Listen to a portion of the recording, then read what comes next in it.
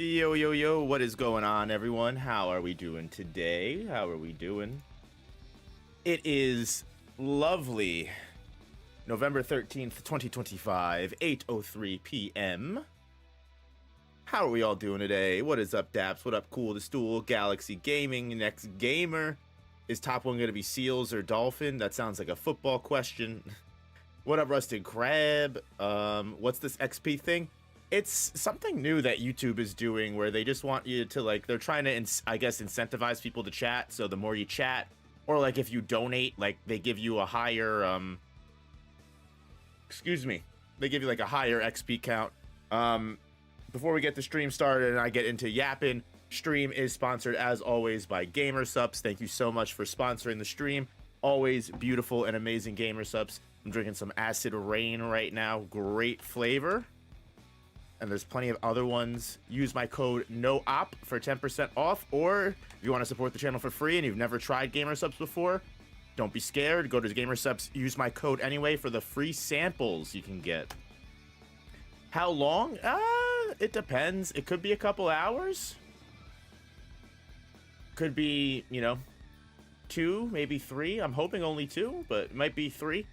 Maybe depending on how much longer, depending on what's going on, maybe we'll play a game or 2, but this is definitely going to be like my definitive Jujutsu Kaisen, you know, ranking list. I do have my top 10 already kind of figured out, but I did want to do it on stream too, just because, you know, we can discuss, we can argue, maybe I'm wrong.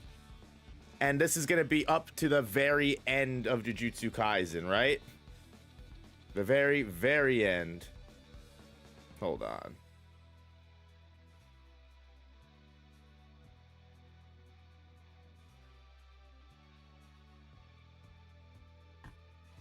But anyway, if you haven't already, hit that like button, subscribe if you haven't already, and also, most importantly, guys, if you haven't seen yet, I did a really, really cool video, because I know a lot of people have not played the Phantom Parade video game, so I did actually do a video going over the entire Phantom Parade story.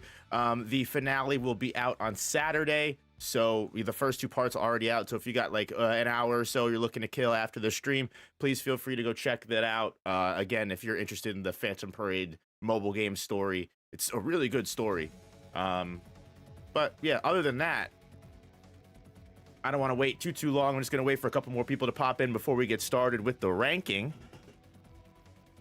How are you guys doing? Anything new with you guys? Anything big time going on?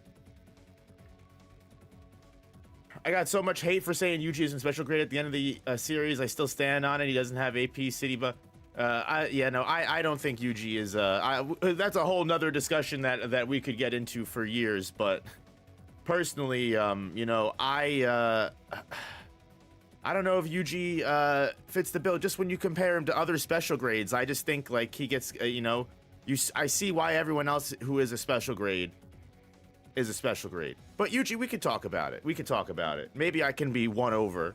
I doubt it, but Yuji solos anyone who isn't special grade bare minimum. Yuji does beat most people in the series.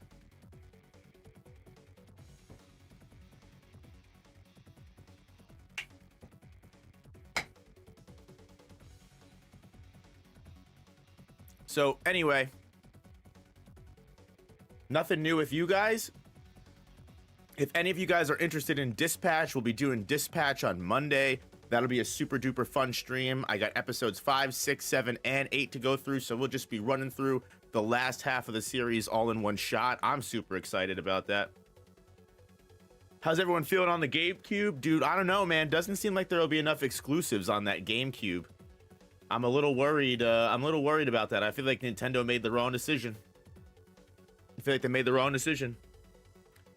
Honestly, you know what? I'm just glad that Sega still has that Dreamcast. Can't wait to see what Sega comes out with next. I'm very excited.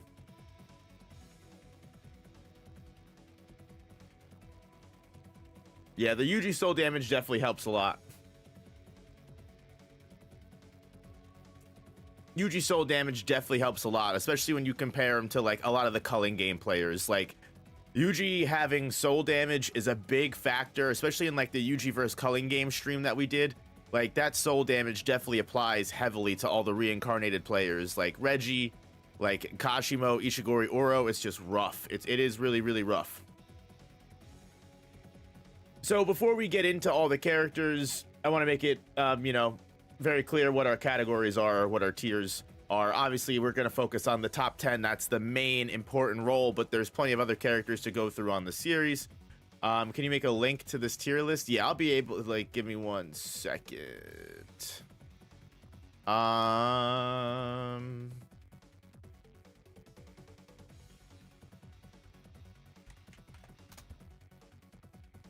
second.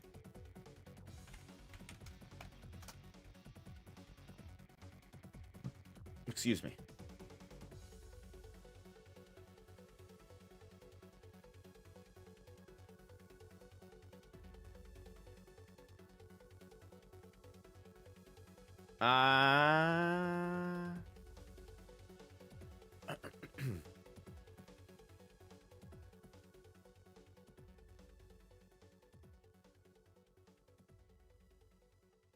Was it this one? No. Oh boy.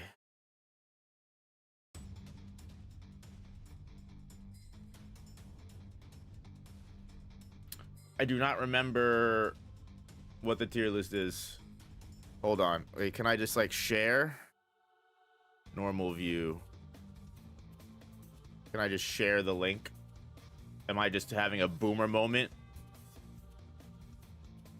That might have been a super boomer moment.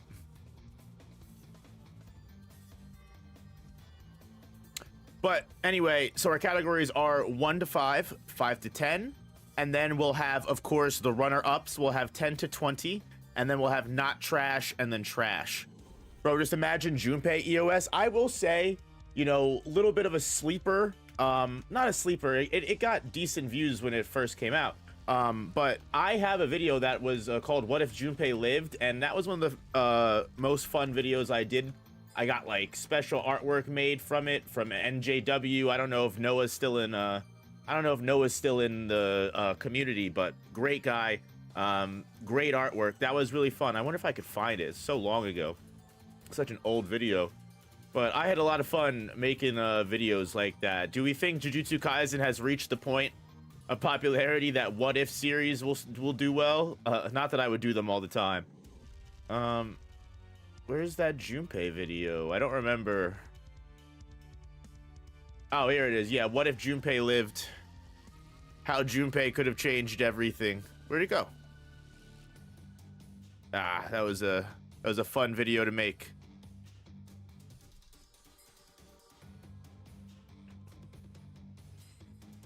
I lost my spot here. YouTube is awful. You get the point. It was a fun video. You get the point. I hope I would watch like any What If. Hey, good to know. I still have that whole Sukuna Heian era drafted, but yeah, I was thinking about maybe putting more work into that. What up, Vlax? How we doing? So anyway, can't wait to see Kashimo animated. Me neither, man. I can't wait to see season 3 in January. It's crazy we're getting it so soon. Feels like just the other day season 2 ended. So, without a doubt, obviously, some of these places as we go through will change as we put more characters on the list. So if you see a character in like the top 1 to 5 or top 5 to 10, and then they may, just remember, they may get moved up, they may get moved down. Keep that in mind. I know not everyone will remember that, and I know everyone's gonna flame me beyond belief, but that is fine. Here's a good poll to the start, just to start some actual debate and actual conflict. I'm curious to see what the community feels.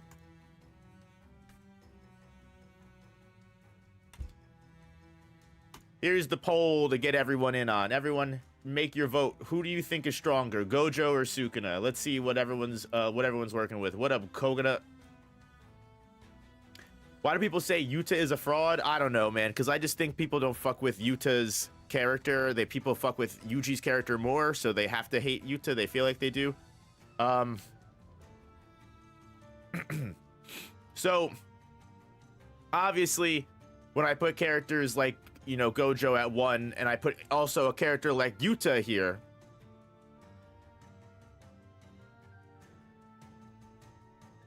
that may change. I'm not saying Yuta is 2 here. Just keep that in mind, right? We're just filling the tier list out completely.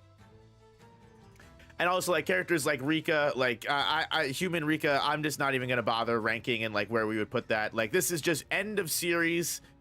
Like, Rika is a part of Yuta at this point, right? Like, that is who we're ranking. I'm ranking end of series characters. I don't care about, like, any of those inconsistencies or any of those technicalities, something like that. I don't want to get bogged down on who's Rika's curse form stronger than. Gojo and Sukuna should have their own tier. Well, it's just 1 to 5, so I think it's fair. They'll probably just sit at number 1 and 2. So next up we have Maki, and honestly, Maki, I see a lot of you guys already talking about Maki here. Now, because I don't want to put her all the way up in 1 to 5 yet, just to see where the order ranking goes, I do want to make it very clear that I definitely have Maki and or Toji, where's Toji, in the top 10 of the series, without a doubt. Maki and Toji, doesn't matter who it is.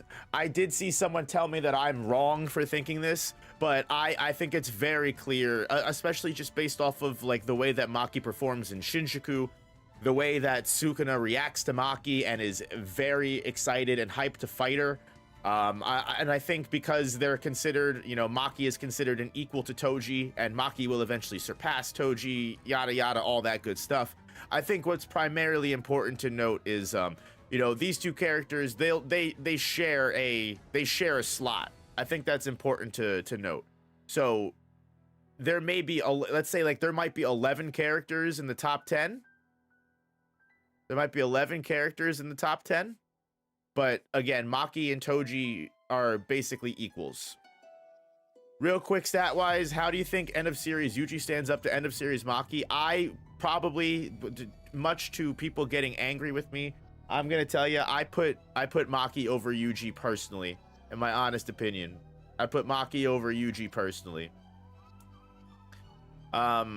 We could argue about that day to day, but that's just my opinion.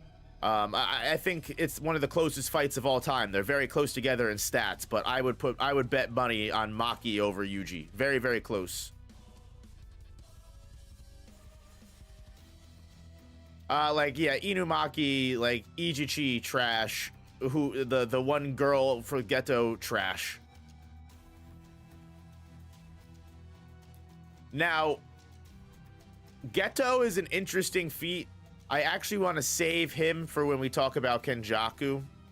So we're going to hold off. We're going to hold off on that for right now. We'll kick the Geto can down the road here. You know, LaRue, honestly, trash. I think LaRue fucked up. He got hit by that Black Flash. Garbage, right?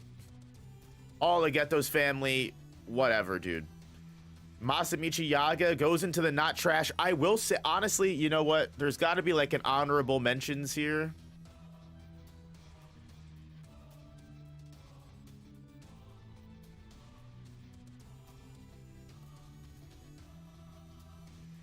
There's got to be like an honorable mentions here.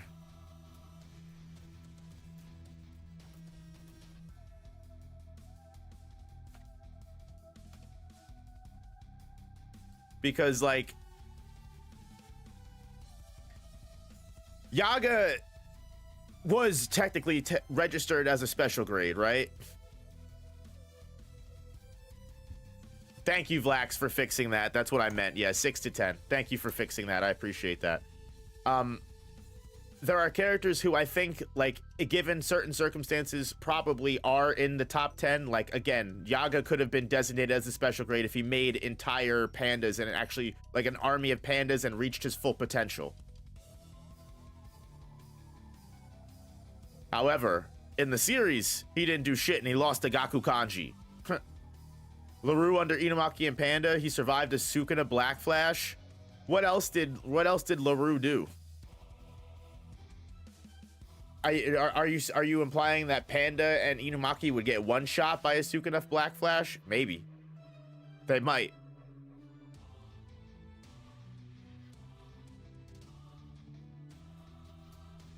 The upcoming death battle between Ash and Yugi, I want to watch that on stream is all I want to say, because I'm interested to see who wins. LaRue needs to be higher. Everyone is complaining about LaRue. He stopped Sukuna for a second. All right, you've won me over. He can get the not trash for surviving the Black Flash. Whatever, dude. You've convinced me.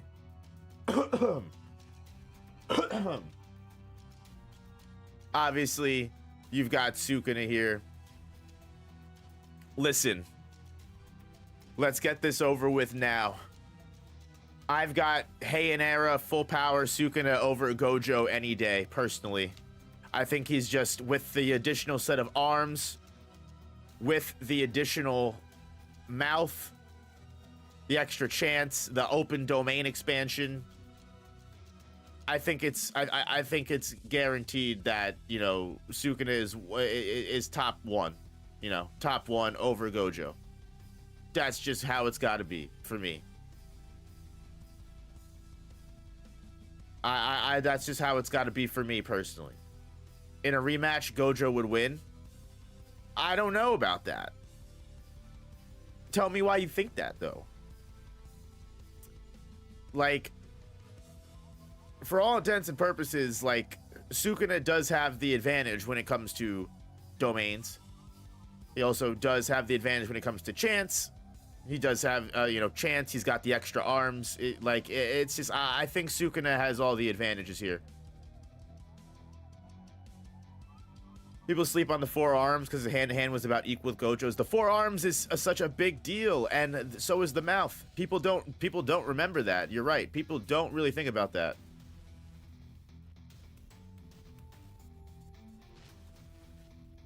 Right now, I'd probably end up putting Miguel in the top 10 to 20, or top 11 to 20, sorry.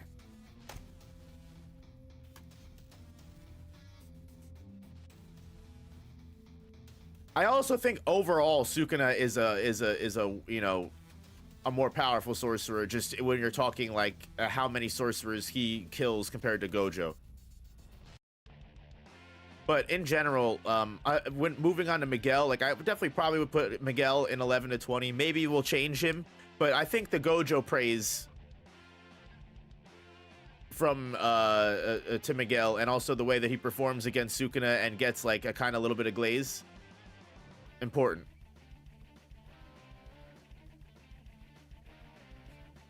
We're gonna hold off on Yuji. Megami. Right now, I would like to think that Megami is in at least the top 20, but honestly, he may get knocked out. Obviously, if we give him Maharaga, sure, but end of series, he's severely lacking in Shikigami. I know there is the actual debate, which I don't know why. There's the debate whether Sukuna and Megami shared separate shadow pools, but I completely disagree. I personally think that they shared the same pool, meaning that a lot of the Shikigami that Sukuna wasted through are gone, which is also why, in my opinion, Megami doesn't use Nue in a situation at the very end of the series that would have been quite literally perfect to use Nue in. So yeah, he's like down to Toad, Dog, and Rabbits mostly. Maybe Elephant, exactly. Yeah, he should have Elephant too, actually. He should have Elephant as well. I think he has one more on top of that. I think he has one more too. I don't remember what it is. The Ox? I think he still has the Ox. But anyway, I still think Megami, especially, like, I don't care what anybody says. I definitely think that Megami would get a power boost, whether it was a increase in maximum cursed energy, an increase in just overall, like, you know, physical stats, whatever, like he does get some kind of level boost from being a Sukuna vessel. So I definitely think saying that he's at least still in the top 20 despite not being in the top 10 is fair to say. Nobara, I'm sorry, girl. Like, you can go and not trash, but I don't know if you go into the top 20. You might, but I don't know, to be completely honest with you. I just don't see it happening. I think there's so many better options for people to exist in the top 20, especially if we are considering, like, everyone in the grand scheme of things. Like, if nobody died, Nobara is not in the top 20. Now, if this was a, you know, a tier list of the remaining top 10, like who's top 10 now that everyone's dead, I think that might be a little bit more like maybe Nobara might make it into the top 20 at that point. But as of right now, no. In that case, how do you block Resonance? I mean, it's impossible to block Resonance. It's just Nobara would have to hit you with Resonance, and we've seen her also lose battles before. You know, it just depends on the... I'm not saying that she's not a really strong sorcerer. I mean, if you're trying to say maybe she gets talked into the top 20, I'm not opposed. I'm not opposed. Haruta, oh my god. Dude, honestly, Avini, I'm so glad you brought that up. The Haruta fight is a massive negative aura moment for Nobara. Right? Like, like, that is one of the worst moments on God for Nobara's character. Like, the fact that Haruta kind of low to mid diffs her is honestly crazy. Haruta, of all people, bro. That is like the worst Nobara moment. I don't know why Akutami did that to her. She didn't need to have that done. Especially since she died right afterwards. It's not even like she had the chance to grow from that.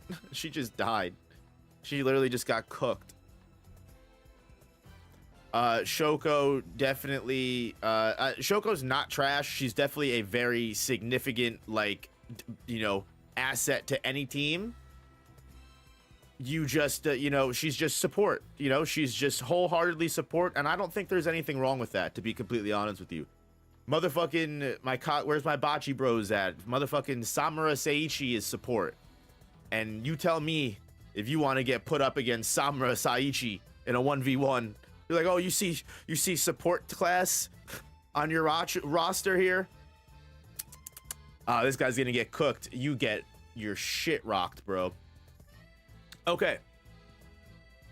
So, right now, I don't really know where to put the disaster curses, so I am going to wait. I can guaranteed put Mahito and probably Jogo in top 20 still by the end of the series.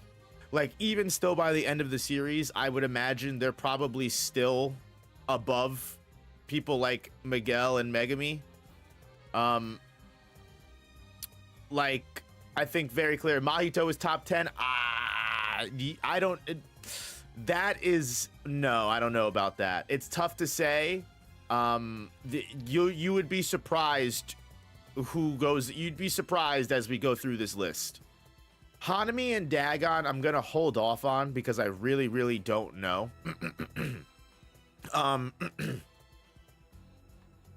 I feel like Maki could defeat Hikari. I 110% agree with that. 110% agree with that notion. I definitely put Maki over Hikari all day, every day. All right. Here's where I stand here. Kenjaku is number 3 in the series. What up, Sanic? How you doing? Kenjaku's number 3. Kenjaku ranks number 3 above everybody. He is quite literally the closest character to Gojo and Sukuna level in the entire fucking series. There is not a single character that comes close. Yuta is probably the closest character. Yuta is probably the closest character to Kenjaku. The most experience, the most knowledge, and an open domain, 100%. Kenjaku, like, I see so many people say that, like, Sukuna has 1,000 years of experience. Like, Sukuna does not have 1,000 years of experience. Sukuna has the Heian era's of level of experience. He's still strong as fuck, but he just has the Heian era level of experience, and then he transported time until our modern era. Kenjaku quite literally was alive for 1,000 years. He literally, and not only that, like, he says it to Tengen, like, on Tengen, you've been alive for 1,000 years, you've got wisdom, you're smart, but you've been locked up in your Tomb of the Star for, you know, generations. I have lived through different bodies. I've seen different political, structures collapse and fall and rise and again, and I've lived so many different lives. Like Kenjaku is literally like peak, like almost on every stat he probably has the highest level. Even Akutami has gone out of his way to say that Kenjaku is second only in hand-to-hand to Gojo.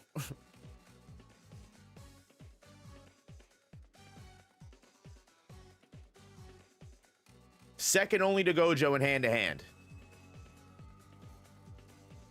Kenjaku's the same guy who got folded by Six Eyes users multiple times. But like you're saying that as if everyone else in the series wouldn't also get folded by a Six Eyes user. He is hiding himself getting back shots from Yuji's father. So I'm gonna stop you right there and let me tell you why.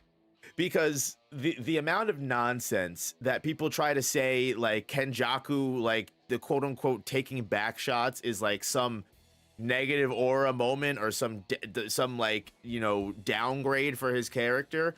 I'm sorry, do you have the will and fucking endurance and capability of not only fucking changing your gender and fucking marrying a man and getting him to impregnate you, but not even just that, so much taking the back shots? Because I don't even think you could take the back shots, to be completely honest with you. I don't think half you motherfuckers could take the back shots from Jin motherfucking Itadori, okay? And on top of that, this man bore the fucking brunt of a baby for 9 months and then gave birth, dog. Not only that, like, all jokes aside, right? Like, a lot of people don't even realize that, like, 9 times out of 10, Kenjaku not only bearing the brunt of the pregnancy himself, but giving birth himself was 110% also in Jujutsu, like, quality, a binding vow. Right, 110%. Because if you think about it, Kenjaku forced that poor woman when he was Noritoshi Kamo. He forced that poor woman to bear the 9 death paintings, and all of them were quote unquote failures, right? They were strong beings, but all of them were failures. So not only did Kenjaku decide that not only am I going to use a Sukuna finger from the get-go to make sure that this next quote-unquote death painting, this next child that is meant to be a vessel for, you know, the King of Curses, not only gets done correctly, but instead of just letting some random, you know, woman do this, I'm going to bear the brunt of the of the pregnancy myself. Like, all jokes and nonsense aside, like, that is definitely a binding vow that made Yuji's birth guaranteed to work. I mean, we also have to remember the way that the power system in Jujutsu works. It's funny to say that Kenjaku took back shots, but, like, I'm telling you, like, that is a very important piece of, you know, his character and his plan. And everyone's like, what are we talking about in chat? And, like, maybe, like, I'm on one, which is fine, but, like, it's just like maybe the stuff like that I just look at differently. Like, it literally doesn't bother me. Like, I look at, like, I also love a character like Alucard, right? Like Alucard from Hellsing. Hold on, I'm sorry, I'm on a tangent now, and you guys got me on it. It's your own fault. You guys blame me for this. Alucard from Hellsing is a G. He is an unrivaled monster of a vampire, and he quite literally is unstoppable to the point that he literally had to have a Schrodinger crazy, ridiculous concept, like a reality bending character made to actually defeat him, and he still fucking won, dog. He still fucking, he killed every soul inside of him until there was only one left, and he survived. And you want to know what, dude? Alucard, just for funsies, because he thought it would be funny, when he was in London fighting, just, you know, working for a certain organization, he was just a little girl. That was just the form he had the entire time. Why? Because Alucard doesn't give a fuck. He's gonna kill you no matter what he looks like. It doesn't matter to you. Whatever form he needs at the time, whatever form makes it easier for him to infiltrate a location, whatever form makes it easier for him to appear to his superiors or be in a certain situation, none of that matters to Alucard, because Alucard is just who he is, no matter what he looks like. And quite honestly, it's one of the funniest things in the entire series when at the very end, it's not really a spoiler, when he's fighting the comrade that he was in that London battle with, and he's like, oh, you want to know what would be fun? How about I change back into what I looked like? You know what I mean? Wouldn't that be fun? Wouldn't that be funny if I did that? And then he kills him just as a little girl. You know, like it's just like, it's, I guess like stuff like that, like it's so irrelevant to me, like that, like Kenjaku changed over to genders so that he could bear the brunt. Like I so much look at that as not so much that Kenjaku took back shots to hide, or so like Kenjaku was making plans and he knew he was the only one that could get his fucking plan done. He said, when in doubt, you got to do things yourself sometimes, man. And sometimes you got to respect it. You know, he was that dedicated to the plan, and that's fine. You know what? I'm willing to say that. We got very much off topic. I don't care. Hit the like button, because this is the kind of content that you come here for. If you fuck with it, you fuck with it. I'm done. But anyway, yeah. I think Kenjaku is top 3 of the series. Again, I think he is 110% the closest you can reach to like a Gojo Sukuna level character, besides Yuta. That is just without a doubt, in my honest opinion. And he very clearly can beat any other character with any of the curse spirits he has, the anti-gravity technique he has, on top of his open barrier domain, and who knows, Yuki even suspected he could have more curse techniques than what he actually has shown. So, yeah.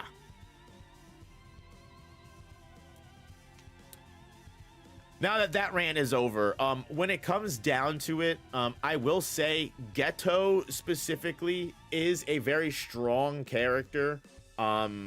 However, I definitely think there are people that exist in the series that could be above him. I would definitely put Geto above someone like Miguel, probably even Megami, because Geto is just a better Megami for all intents and purposes. Do I think I would definitely put Geto over Jogo? The thing is, with Geto versus Mahito, I really don't know. I think they're very genuinely close in power level. I struggle to say who would really win that fight. I think that's genuinely a really good question. I wish we knew if Womb Profusion was Geto's domain. I'm 110%. So again, we don't have confirmation on this, so I'm kind of showing my ass here and staking like my accountability. But I would 110% be willing to say, with kind of strong confidence, that Womb Profusion was 110% Kenjaku's domain, and let me tell you why. Because Sukuna stole Megami's body, yet despite using the 10 shadows at a level of efficiency that was higher than even Megami was able to use, Sukuna never once even tied Chimera Shadow Garden into a domain, never once used its properties, when he very much could have and very much would have benefited from it. So I have to imagine that, you know, I guess you do also have like Yuta, I guess you also have like Yuta using unlimited void. It's just the thing is at the same time, right? Yeah, I guess Yuta using unlimited void does kind of throw my argument out of whack, right? I was very confident, but I guess that does make sense. I completely forgot about that for that moment when I was on my rant here. That does make sense. I mean, again, it's tough to say because at the same time, as you could say it was Geto's, like, the womb profusion's sure hit is also the anti-gravity technique. So it could also just as easily be Kaori Itadori's domain expansion, right? What up, Dominic? What's going on? It could very much as easily be Kaori Itadori's domain as well, right? I mean, womb profusion. She was used at, her body was literally stolen from her and it was used as a womb. I mean, obviously, I don't know why that would be her domain expansion before she died. But maybe Geto unlocked the domain, and she did not. We don't know anything about Yuji's mom at all, so it's kind of impossible to say. But again, we have to remember the sure hit is definitely was definitely the gravity. It could just as very likely be Kenjaku's domain, especially that it was an open barrier. But I don't want to get too bogged down. Came in just say I love Yuji as much as the next guy. Shuji is my second favorite character, but this nonsense that people saying he's top 5 and a series is just copium. We'll get to it. I pushed Yuji back. We kicked the can down the road, but we'll get to it. Listen, I don't know if anyone agrees with me here, but I'm gonna spit it. I'm gonna spit it super hot fire. End of series Todo, when he puts the Vibra Slap back on, 110% in the top 20, without a doubt in the top 20. We're getting a little stacked here. We are getting a little stacked in the top 20, so we're gonna have to start pulling people out. We got to keep that in mind. We're gonna have to start pulling people out. But I'm pretty sure Toto's got to be in 11 to 20. What up? What up, lawyer? What's going on? Put that Vibra Slap back in my man's hand, and honestly, the amount of swaps Todo can do in 1 second is unreasonable. 50 swaps in 1 second.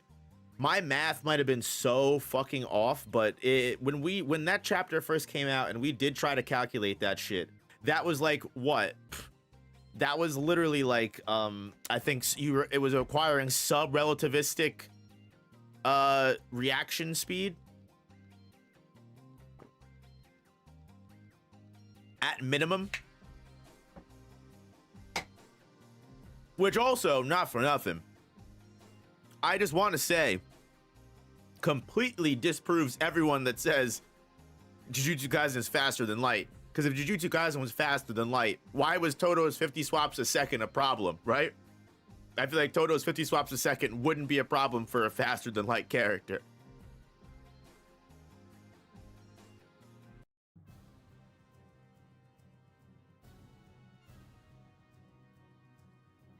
We are saving Yuji for a little bit. We're gonna hold off just for a little bit. I don't want to shoot my load right at the beginning. You know what I mean? I want to save some of the bigger hitters for last.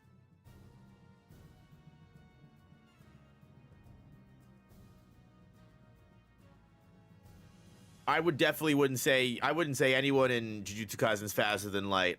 Besides, like, Akashimo can achieve faster than Light attack speed at best. But and that's even faster than Light is actually wrong. I should say Kashimo can reach light speed attack speed. Light speed, like actually the actual definition, because he can create actual light with Mythical Beast Amber. Mai is trash. Gaku Kanji is trash. Miwa is literal fucking garbage. She can't even use her sword anymore. And you know, it's so funny. I made a short talking about Miwa's binding vow, and so many people commented, they were like, why doesn't she just use a different weapon? And I'm like, you know what? That's a good question. You should ask Miwa's dumbass. Why the fuck can't she just use a different weapon? Guys, hit that like button if you think hit the like button if you think Miwa should just use a different weapon. She should just pick up a gun or something. She's best friends with Mai, bro. She's got options. She's got options. She'd be too OP. Yeah, you're not wrong. Junpei is unfortunately would still be trash. Nanami is not trash, but unfortunately, I don't think Nanami would sit in the top 20. I think there are stronger characters than him. Ino, not trash. Shiesty Sorcerer definitely gets some love. Momo Nishimiya is trash. Kamo Noritoshi is trash.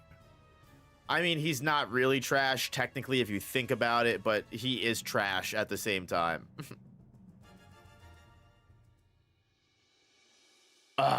Mekamaru.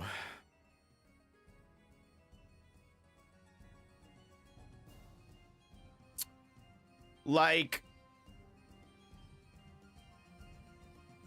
All right, so Geto's winning the poll so far out of 62 votes. We got 62 votes, but only 43 likes. Come on, y'all. You could hit the poll button. You could hit the like button. Damn it.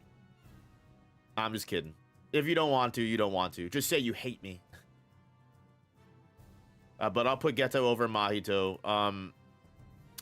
Mekamaru is tough, man. Mekamaru is tough because, like, Mekamaru did do a fucking number on Mahito. I don't know if I would put Mekamaru over Jogo, but I definitely think Ultimate Mekamaru, like peak Mekamaru with what we saw him in his final battle, is definitely, I think I would put him above Toto, the 50 times swap. I definitely got him over Miguel. Probably over Megami too. I don't know.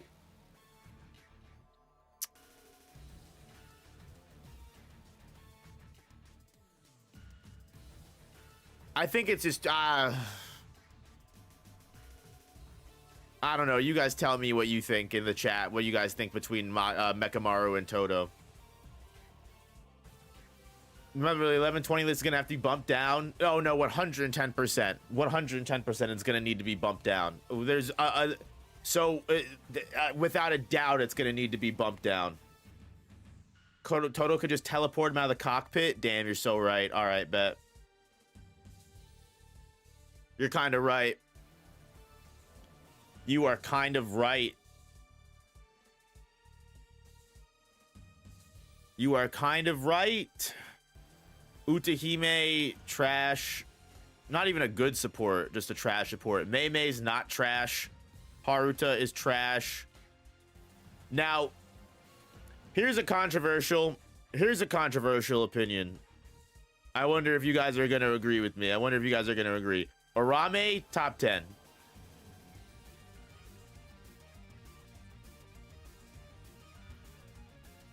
What do we feel about this? Arame top 10 for sure.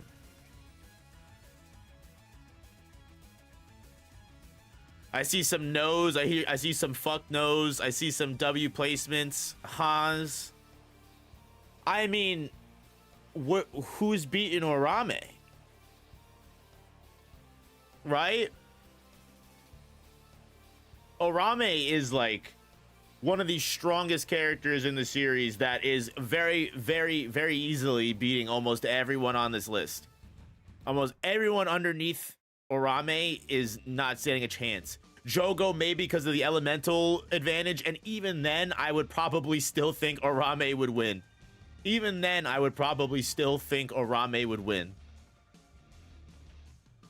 Like, we have to remember, Arame was able to fully encase Awakened Maki in ice. Yeah, sure, you know, they caught, you know, Maki off guard. Who the fuck cares?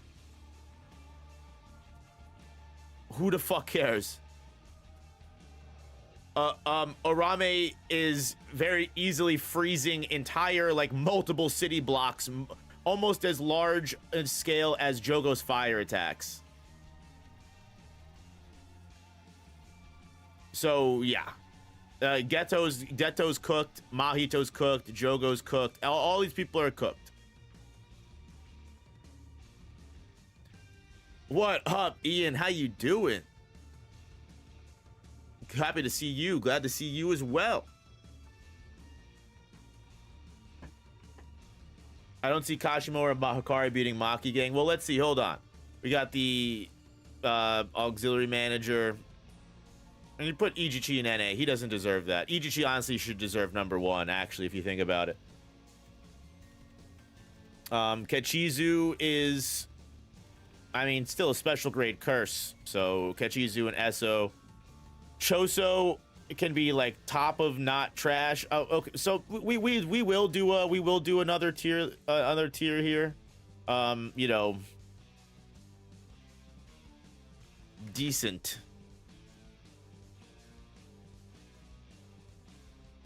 Okay, there we go. We got decent, and that's where we will drop the 11 to 20 people into. Hey, thank you for the $5 of support, brother. I'm good, man. Living my best life. Happy to hear it. Happy to hear it. Choso should be above Megami. I don't know about that one, Chief. I definitely would have Megami, especially end of series, over Choso. Really despise the Ino Nanami placement.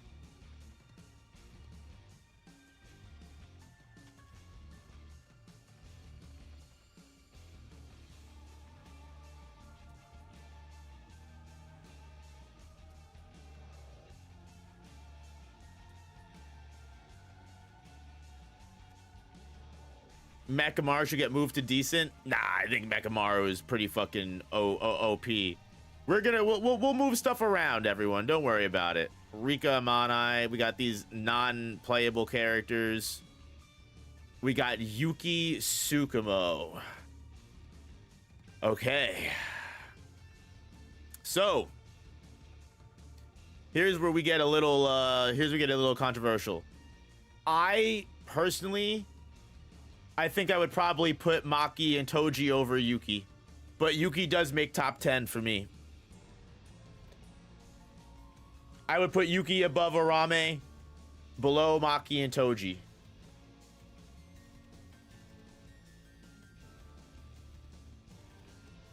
Definitely above Arame. Yuki is definitely above Arame. Tell us why. So when it really comes down to it, while I don't think it would be an easy fight by any means, a huge reason as to why Maki is a significantly larger threat than a lot of people think is because any damage that Maki does with the Soul Split Katana isn't able to be healed back, right? Like, you also have to remember that. Like, Maki is not only going to be just as fast, maybe even a little bit faster than Yuki, at the very least, I would have to imagine. While Yuki could keep up, I'm not saying Maki's speed blitzing.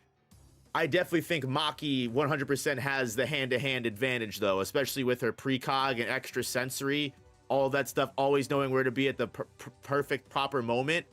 Like, even if, like, she's going to be able to, like, Maki is going to easily be able to dodge Garuda kicks, like stuff like that. Like, sure, Kenjaku got his arms ripped off and Ganesha got split and exploded by Garuda getting blue lock goal kicked, but the thing is like, Maki's not going to get caught by that, right? Like, Maki's precog is going to alert her and get her out of the way. She's literally got Spidey sense. She's literally got Spidey sense. Yuki has soul knowledge and RCT. The thing is, though, is soul knowledge is not enough to visualize healing the soul, right? You have to be able to actually visualize that soul being healed. That's how we were explained how reverse curse technique works, which is exactly 110% why the only people that are really able to do that are Yuji and Sukuna, because they were actually in two souls sharing and coexisting in a body. Both of them were aware of their boundaries and the forms of their soul within another vessel compared to another. So therefore, Sukuna and Yuji are actually literally able to, and Mahito too, yeah, are actually able to visualize that process of what healing a soul is like. Like Prodigy said, yeah, I know what a car is, but I can't fix one. Just because Yuki has soul knowledge does not mean Yuki would be able to heal the soul. Yuki, can she make Garuda a black hole from a distance, or does that affect her too? She can apply the virtual mass to Garuda. The thing is, though, is she applies the virtual mass on contact.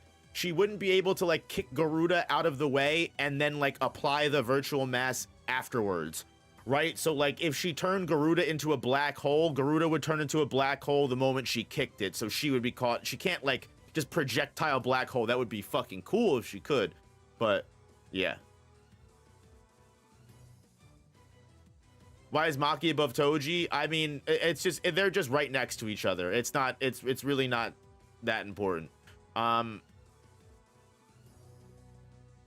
But, like, yeah, like, Yuki almost defeated Kenjaku, though.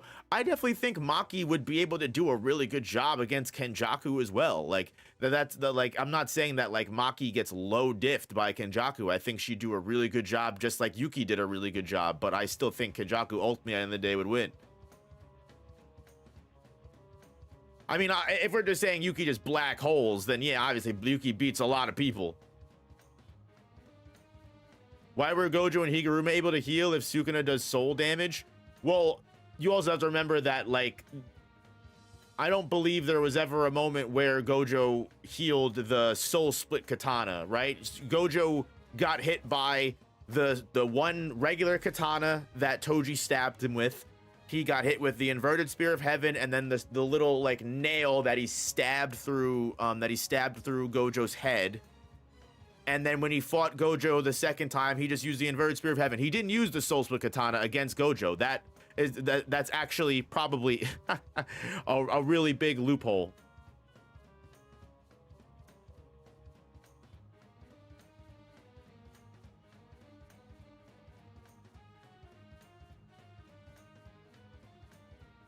So yeah, so that's pretty much why I would say that. So I definitely think, like, with the soul split katana, I think, you know, as well as the domain immunity,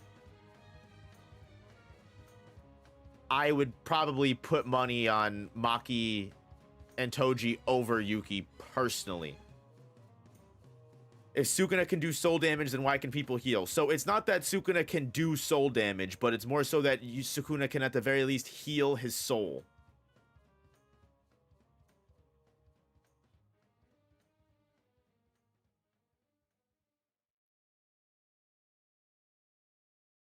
But long story short, yeah, that's my, and like I said, we can fight about this a little bit more. He can hurt Mahito. I mean, yeah, I mean, it might be like a subconscious thing, right? Like, Yuji also was able to subconsciously hit Mahito at the same time, soul-wise. And he wasn't aware of it and able to do it at will until Shinjuku. So that's also important to recognize as well. Now Bito Zenin, definitely decent. Let me raise,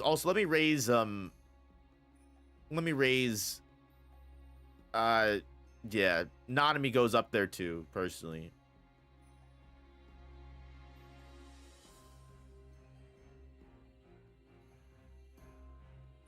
Down from here, I want to make it very clear, down from here is not in order. Down from 20 is not in order.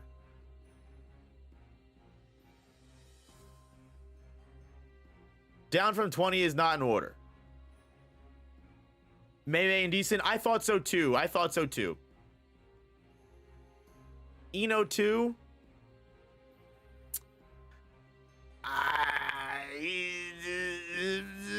He surpassed Nanami and Shinjuku. I think that's a stretch. Saying Ino surpassed Nanami and Shinjuku, I think is a stretch. Like, I liked Ino's contribution in the Shinjuku showdown as much as the next guy. But let's be honest here. I definitely think people like Mei and Choso are probably gonna beat Ino in a fight. To be honest with you.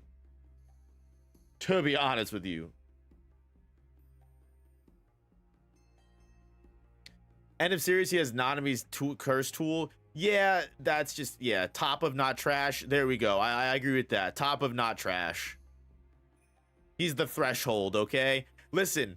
I don't want to start changing shit around just because I made this new tier list, okay? I made the new tier for the rejects that get dropped down to 10 to 20. And I would be willing to put these people in 10 to 20 if we didn't have people in the way that are definitely going to usurp them. I know they're going to get usurped. But yeah, Ino stays at the top of not trash, and then Mei, I believe, and Nanami are able to stick up to decent. I think that's fair. No one else is coming out of their tiers. No one else is allowed out of their cells. Under 20 is not in order, except Ino is at the top of not trash. That does stand. Ino's in a ranking of his own. Kusakabe is definitely allowed to be decent. And a Wee not trash. You can go right next to Ino. The fucking Jiro Awasaka trash. The Pain dude trash. Okay, Naoya. Is Curse Naoya a different character? No, it does not look like it. Why are Dagon and Hanami not being ranked? Because I'm holding off right now. I'm holding off to see where they go. The thing is, though, is like if we're talking Curse Naoya, I would probably put him like here. If we're talking Curse Naoya, like we're talking end of series final Naoya, final Naoya might even be like Naoya's domain is OP. Yeah, regular Naoya is decent. Now regular Naoya can go right next to Naobito. Curse Naoya's domain is fucking ridiculously OP. Curse Naoya should be different. Yeah, I know. They don't have a different version though, and not for nothing, because it's all the final versions of all the characters. I think it's fair to just say Naoya, his final form, this is what it is. Now, I would even put him above Jogo and Mahito. I think that's tough to say, because I think Mahito, for one, surely has better domain refinement. Not even that he would win, but I think Mahito has the better fucking like curse technique as well. I also think Jogo with fire probably would put up a better fight and is just more of a oof. I think this is fair. I think Naoya at the end of it, I definitely, with his domain, would stop Todo, clears Todo, has a much better domain expansion that, like, even if Todo goes simple domain, he would destroy the simple domain. If we're comparing domains, Mahito is better. Oh, 110%. Naoya can freeze the air. He can freeze everything Jogo has. Yeah, but he can't do it at like Jogo can shoot flames and rocket fire and missiles and lava from every direction. Naoya, I don't know if he can freeze. We only saw him freeze the air and use projection sorcery in the way that you're talking about in one direction. Like it is definitely obvious Jogo can attack from all directions. We are giving Naoya a large benefit of the doubt, implying that he can attack at all directions at the same time. So yeah, I have to say that this is fair for right now. Why is Yuta behind Kenjaku? Because I 110% Kenjaku beats Yuta in every sense of the way. I think that's very fair. That's why they had to sneak Kenjaku. If they didn't have to sneak Kenjaku, why didn't Yuta just 1v1 him, dog?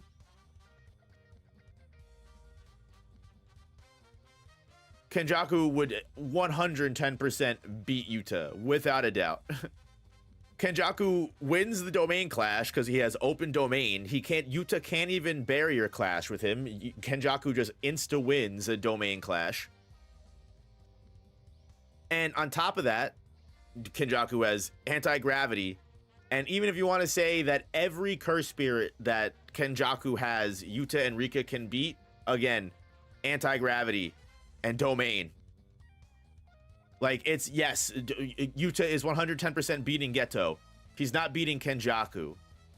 It's a very close fight. Like, Yuta is the closest character to Kenjaku. You know what I mean? Like, they are both like it's not even so much like extreme diff. extreme diff.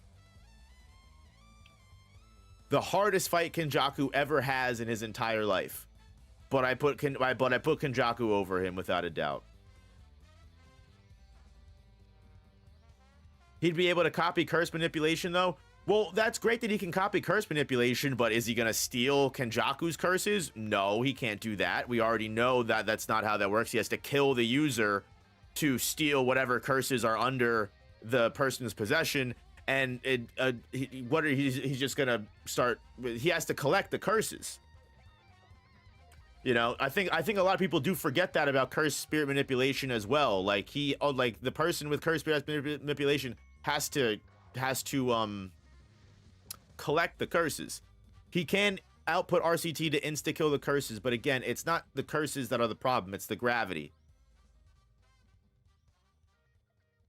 It's the gravity. And Angel's technique would turn off his body swap. Again, Kenjaku can just open domain. Kenjaku can just win the battle with domain easily.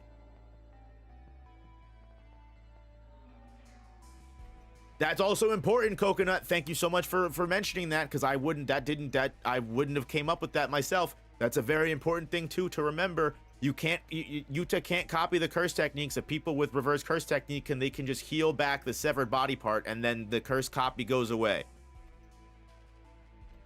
That's actually a very good point.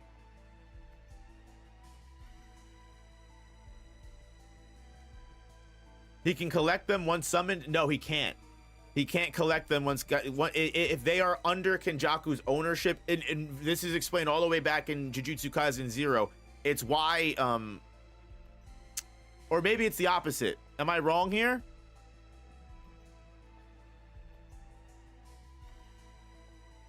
He has to kill the owner, right? Or he has to at least be a higher grade than them.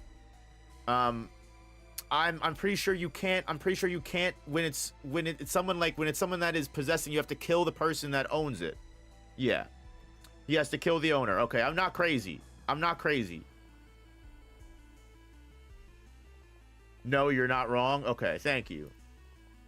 Persons with owners can't be absorbed. Yes. Okay, I'm not fucking crazy. Thank you. Yeah. So no.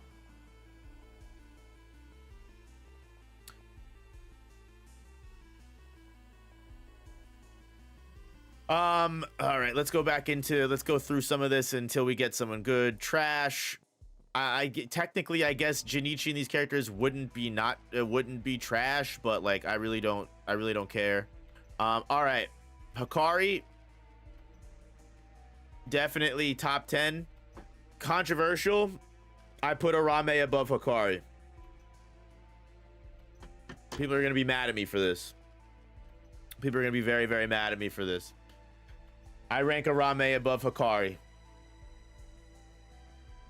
I'm sorry. You can hate me, but to be completely and wholeheartedly honest with you, it's not even so much that I think Arame is better than Hikari. I think it's more so that Arame is a more versatile sorcerer, and Arame probably beats people a lot easier underneath them than Hikari does, right? Like, I think that's important. Like, Arame wins because of the ice technique. Arame ranks higher because of the ice. I want to make that very clear. I think with my dick, I mean, that might be the case. That's fine. If that's where my brain is down there, that would be weird. But I mean, I guess I've heard of crazier things happening in human physiology. But I think, again, like, we have to remember, like, just because I rank a character higher than the other does not mean that that character is necessarily, oh, yep, this person kills this person, blah, blah, blah, blah, blah. Like, we're not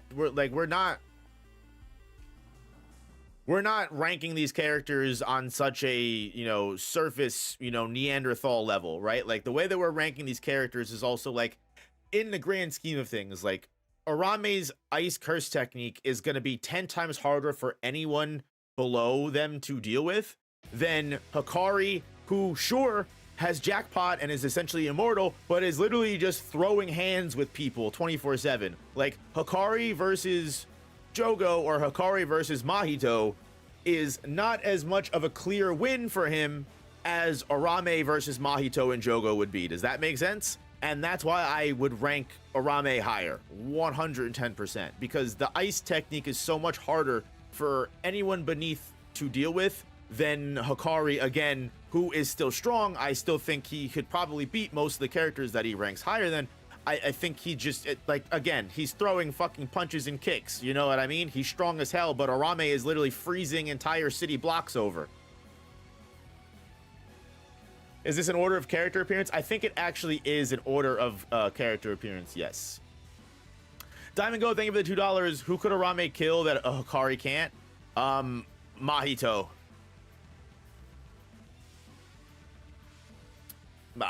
Hikari is not beating Mahito.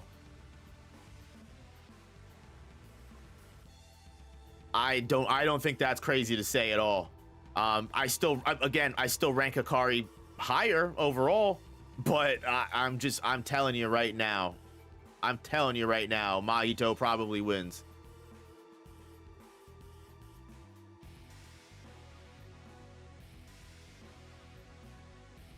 Right? Like, there's nothing that Hikari can do to beat Mahito.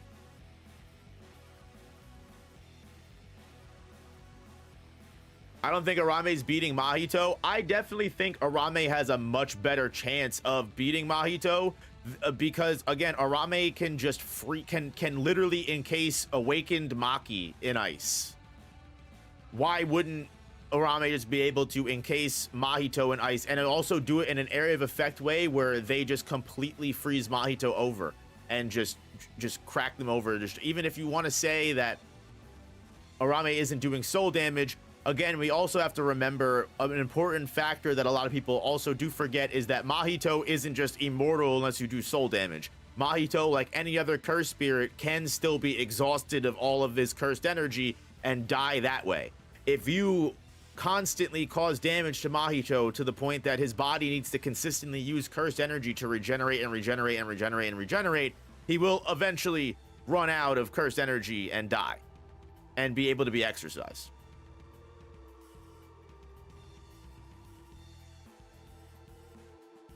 What can Yuta or Yuki do to Mahito, though? I'm pretty sure both Yuta and Yuki are able to output reverse curse technique. I'm pretty sure both Yuki and Yuta can output reverse curse technique and literally one-shot Mahito in 2 seconds.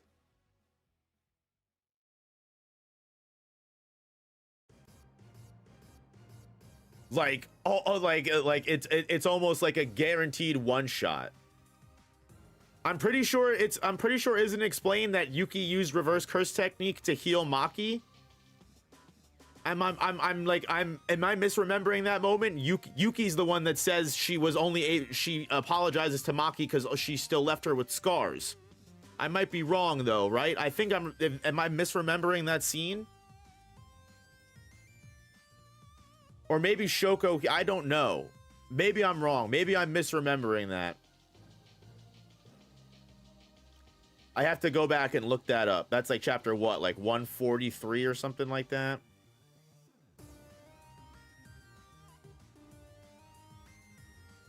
$144.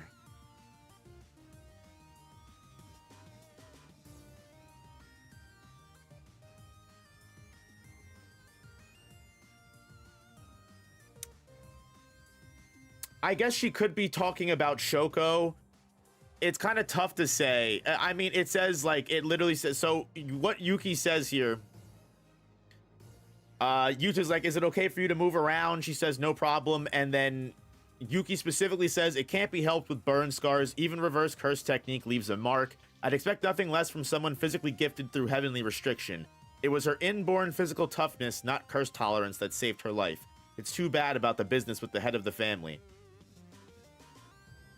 So I don't know. You could imply technically Yuki was the one that healed her, but it could also just as likely be Shoko. Unsure yet.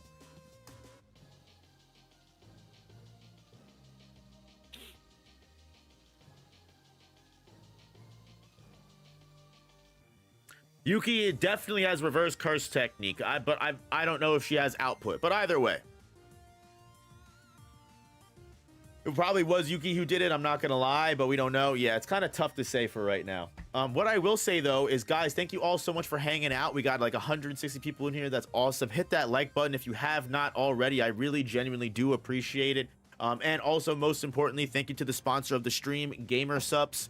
Use my code NOOP for 10% off your GamerSupps order, or if you've never tried GamerSupps and you're willing to give it a shot, you can support the channel for free.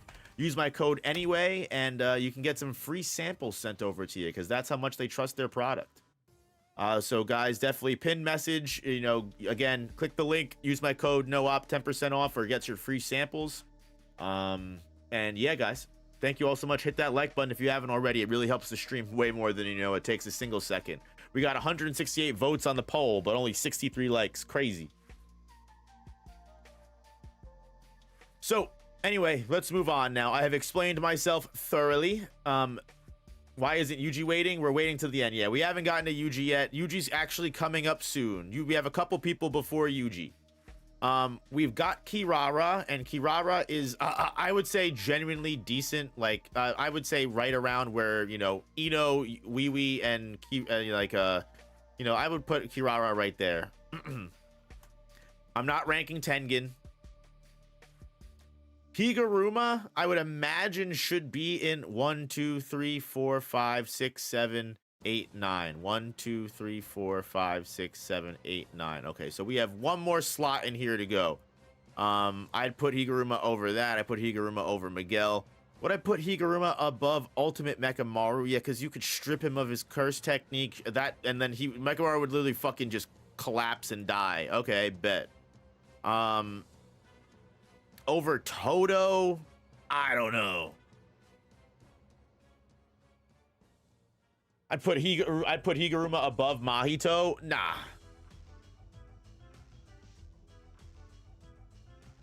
I don't think I'd put Higuruma above Mahito. But Higuruma definitely deserves to be in the top 20 for sure. The fact that he fucking learned reverse curse technique on the fly against Sukuna. He's got insta domain, which is allowed him to get fucking points in the culling game and kill multiple sorcerers in his first 2 weeks of the god of awakening to his goddamn fucking curse technique. Higuruma is a goat, bro. Higuruma literally was murking people.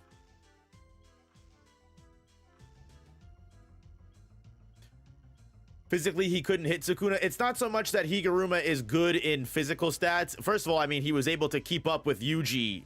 Yuji didn't have his cursed energy reinforcement, sure, but he was still able to keep up with Yuji in raw physicality, and Yuji in raw physicality was still superhuman. We have to remember that, before he awakened and started using cursed energy. So the very fact that Higuruma was able to keep up with and put pressure on still a superhuman Yuji without cursed energy, unreal. And also the curse technique confiscation affecting people's cursed energy manipulation to the point that you end up like just with your raw physical stats without it. That's gonna fuck a lot of people up.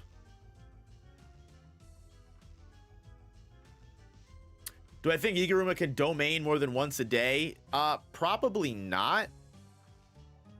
He might be able to, based off of the conditions of his domain, potentially requiring less cursed energy, especially since his curse technique is based off of the domain as like a foundation. So it's possible he could domain more than once. Like Higuruma's domain might involve less cursed energy, but it's a stretch, because even Hikari, like without getting his cursed energy reset after Idle Death Gamble, still potentially can't domain again. And his curse technique is also based off the domain, right? Like that's also important to remember too. It's unclear, but Hikari's conditioning makes it potentially possible.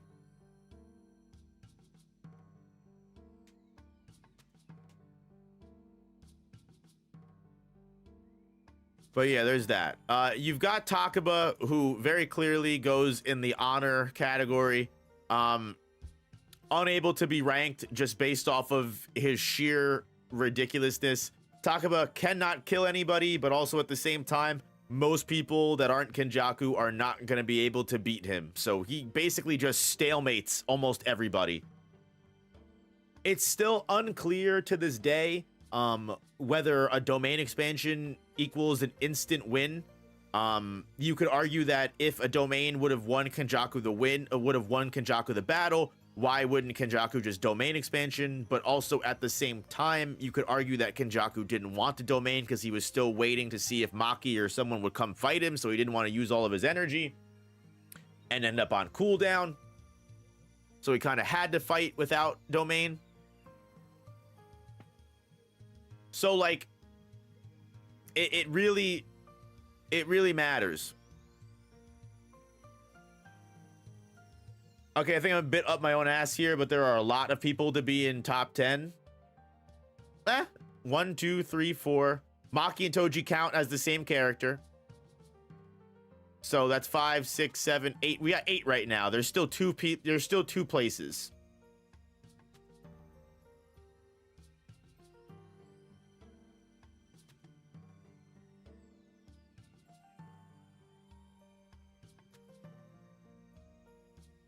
Takaba does soul damage though. That's why Kenjaku is stressed out. I don't know about that. Takaba is just crazy. Takaba's just fucked up. You've got Remy, who's trash. Rinamai is trash support. Reggie Star is, I guess, not trash at best. This guy was garbage water.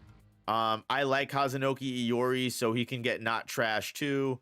We're gonna hold off for Yuji still. Angel.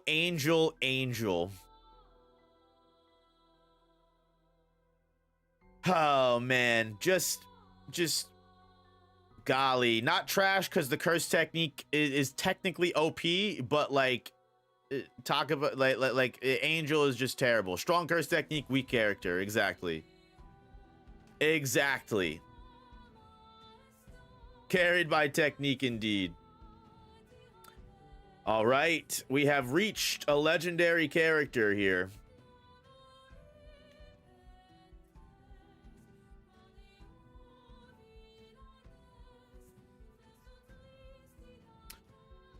All right. I don't know if this will start a riot. However, I'm very confident in my ranking here, and I will not budge on this one.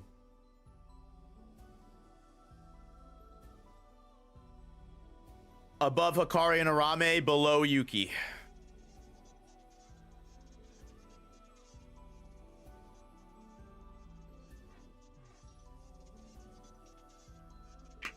A shout out to the Expedition 33 OST.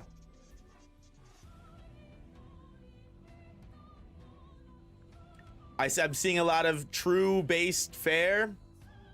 We are indeed counting his curse technique with Mythical Beast Amber, yes. I think I genuinely 110% am going to put Kashimo probably right around here.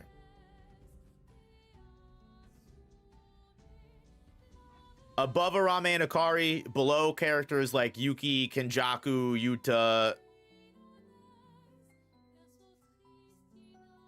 Full power Kashimo was less impressive than Maki during the fight. So the thing is for one, we already know that Kashimo's biggest downside is that he's most likely not going to use his curse technique against most people. But even if he does, like the things where you have things like, again, Yuki and her mass manipulation definitely pose a threat. We know, Kashimo is definitely vulnerable to physical hurt. Soul Split Katana definitely is a huge issue. Also, Yuki has domain expansion too. Kashimo does not. So that's also important to imagine. Also, everyone above him also has domain too. What up, China Doll? I saw you. And also, Diamond, thank you for the 5. Toji over Maki. He wins all off experience plus 30 plus years and literally an assassin. So I wish I could combine these two. They are literally equals. Like I don't have these characters. They share a slot. That's why there's 6 characters in here, right? Maki and Toji are exact. I wish I could put like a little equal sign here.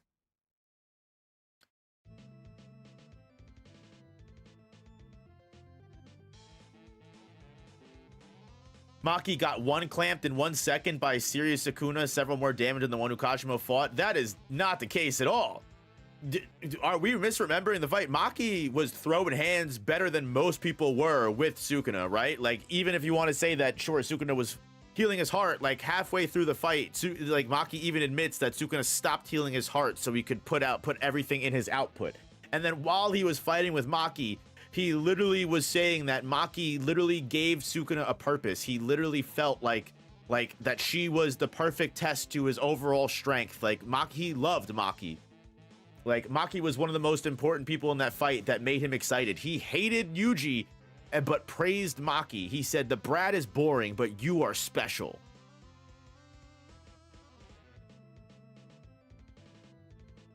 Maki also took, like, yeah, multiple black flashes. Chino, thank you for being a member for 26 months, girlfriend. That is big time support.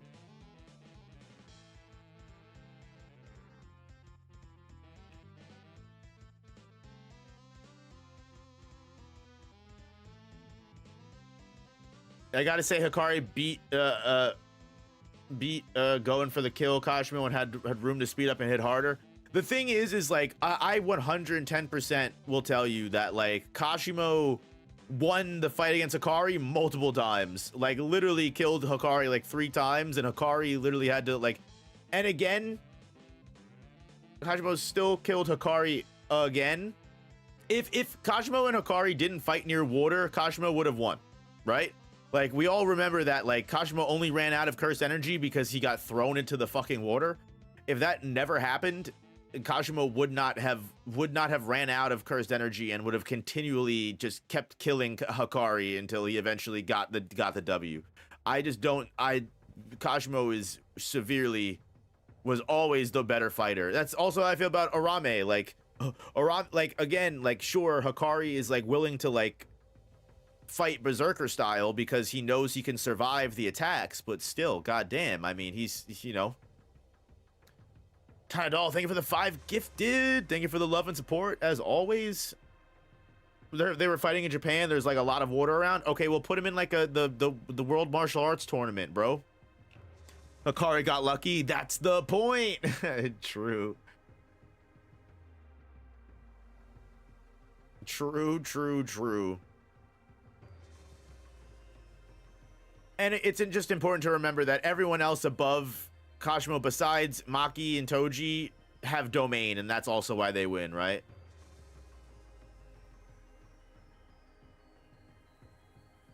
And again, the reason why there's 6 people here, Maki and Toji are the same slot.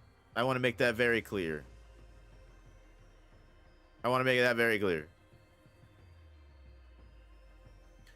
We got Charles Bernard, who can go in not trash. All right. Now, this is where we get fucking interesting here. Coming into the 11 and 20s here. I think Kashimo has a domain. He just didn't use it, though. No, Kashimo does not have a domain. Kashimo substitutes domain for his sure hit effect lightning bolt. It's a guaranteed he does not have a domain. He has hollow wicker basket, but that still makes him, you know, a massive, puts him at a massive disadvantage. Ishigori Ryu and Oro Takako. Now,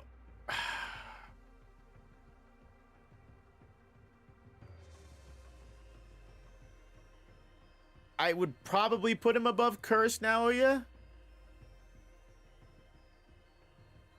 I don't know if I would put him above Mahito or Jogo, though.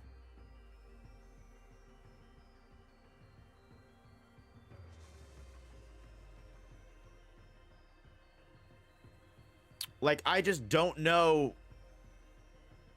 Wouldn't Ryu just domain diff Mahito? Absolutely not. Mahito definitely is easily, you know, domain clashing.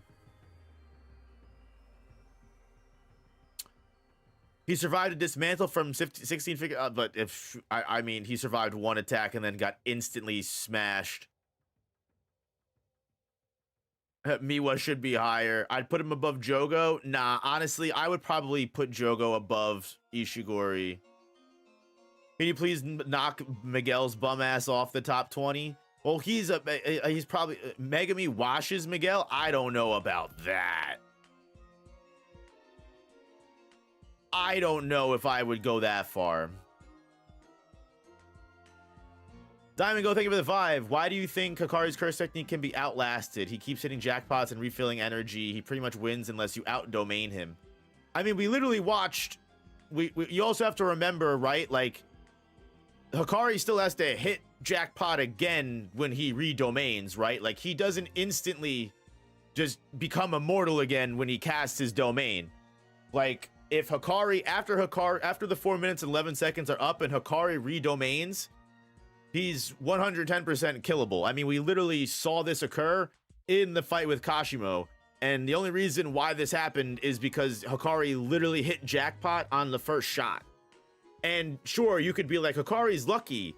Sure, he's lucky. That might happen the first time. Is it going to happen the second time, the third time, the fourth time? That's just illogical. It doesn't make sense, right? Like, you can say he gets lucky, but there's also probability and also reality and actual fucking physics and the rate of probability that exists. Like, just because he gets lucky doesn't mean that he just breaks odds and probability.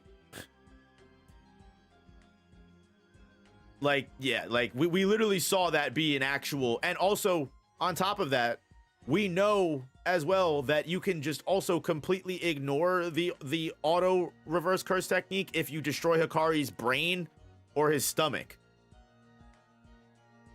So yeah, I mean, Hikari is not as, you know, indomitable as people believe.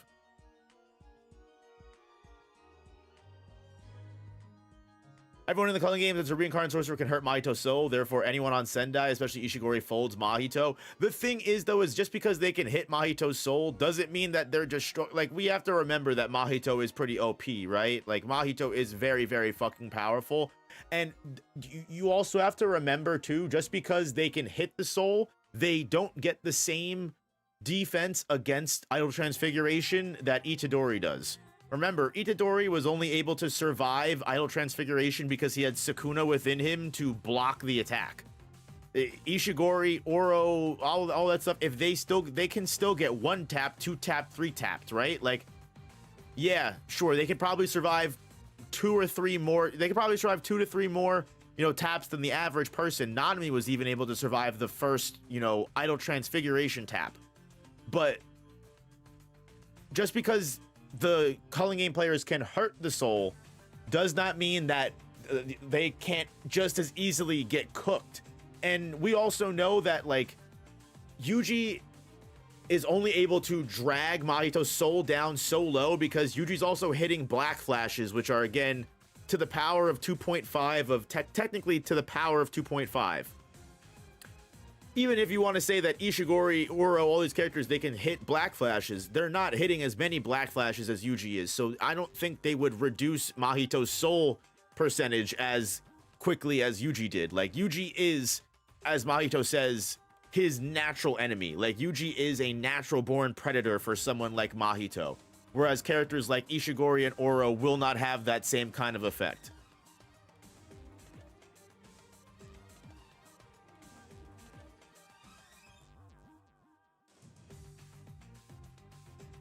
Anyway,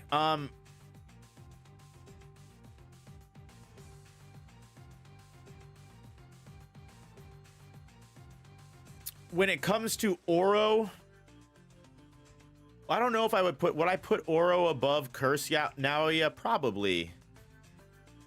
I don't know.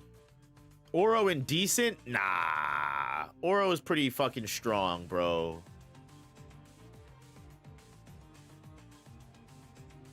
Put Toto above her. I put her above Higuruma at the very least. What? 1, 2, 3, 4, 5, 6, 7, 8, 9, 10. All right, between Megami and Miguel.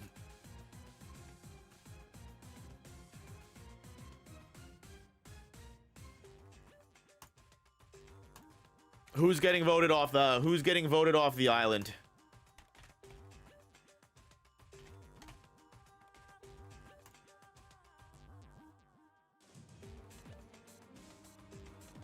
It's either Megami or Miguel.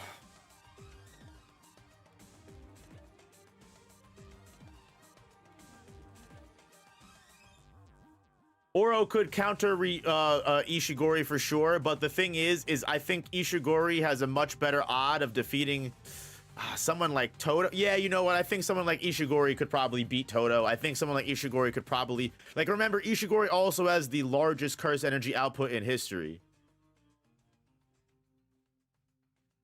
It's not difficult. Megami has a domain. Yeah, but Megami's domain is incomplete. We've even seen people like Reggie be able to fight back against Megami's domain, right? Like, it's not... You say that like Megami's domain not having a sure hit effect is basically just a 120, it's like a 120% amp.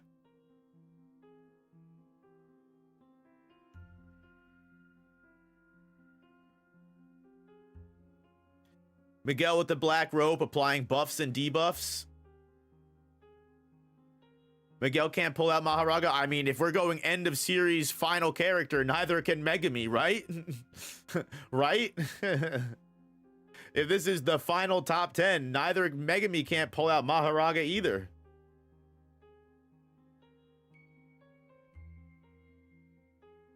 Remember, this is end of series Megami. This is 5 Shikigami left having Megami.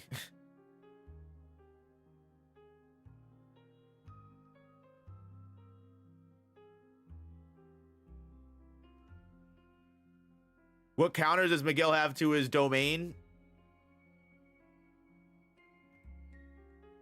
I mean, again, what counters did Reggie have to Megami's domain, right? Why not both indecent? Because they might get they may end up getting outclassed anyway. They're probably both gonna get outclassed anyway, right? It's more fun if we have to vote one of them off the island, honestly. The fact that we're 50-50 on this is so funny to me. Oh, Megami's coming out. You're right. We probably could. You're right, your lawyer. We probably could just drop them both because one of them is eventually going to probably get dropped anyway. But the point is, I think it's funnier to vote. I think it's funnier to do it this way. Get your votes in, man. All right, 76 votes. I'm closing it. I'm closing it at 100. Get your votes in right now. I'm closing it at 100 votes. Whether you're Team Miguel, whether you're Team Megami, this is your chance to come in hot. This is the fact that this is so close is sending me, dog. For the people that are watching the VOD and probably can't see this, this is so close. It's actually insane. All right, we're coming up. 16 votes left. 15, I was right. I knew it was going to go up. Miguel is coming back and winning. Oh, he's got 53. He's coming in. He's coming in hot. No way. Megami's going to get kicked out of decent. Going to get kicked down to decent by Miguel. Oh, it's coming back. It's coming back. Team Megami, you got to come in. 7 votes left. Get your votes in. 6. Oh, Megami comes back in. Oh my God. He's gonna do it. He's gonna come back. 2 more votes. It's done. It's done. It's done. 100 votes. Who won? Megami wins, and the crowd goes wild. All right, we got it. All right, cool. That was so much more exciting than just dropping them both down, even though I already know Megami's not gonna make the cut either. Miguel, you have been voted off the island. Drop down to decent,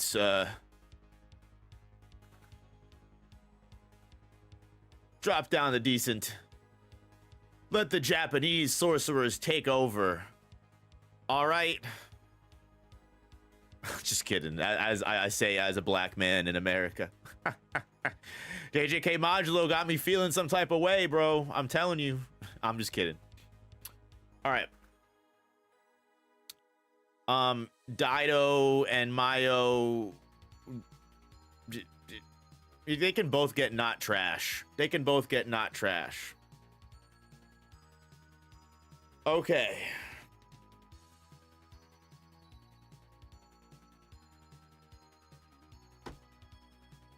Okay. So we're down to the last couple of people here. Before we get to Yorozu,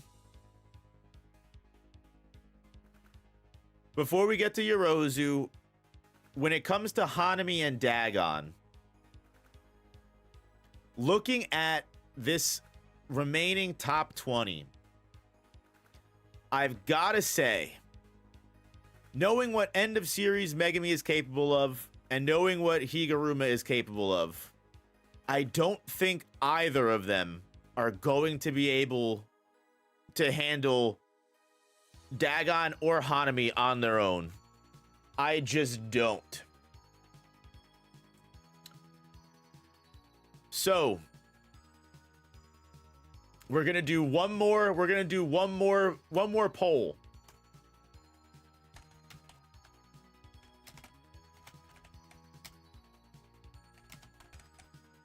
We're gonna do a 3-way poll. Lowest percent loses. Or highest percent wins.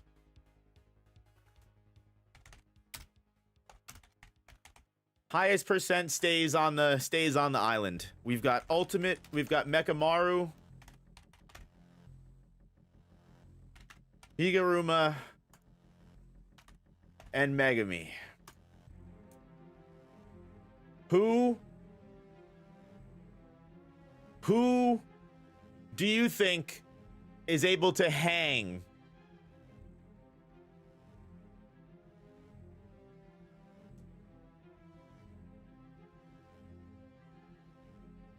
Oh, wow. The Higuruma vibes are strong.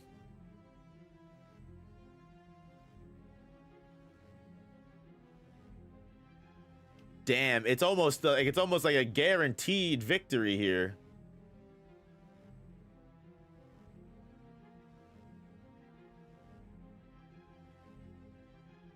His sheer talent carries. Damn. All right, I don't even think we have to hold it for long, because quite literally Higuruma is just so far above. I don't see Mekamaru or Megami coming back here.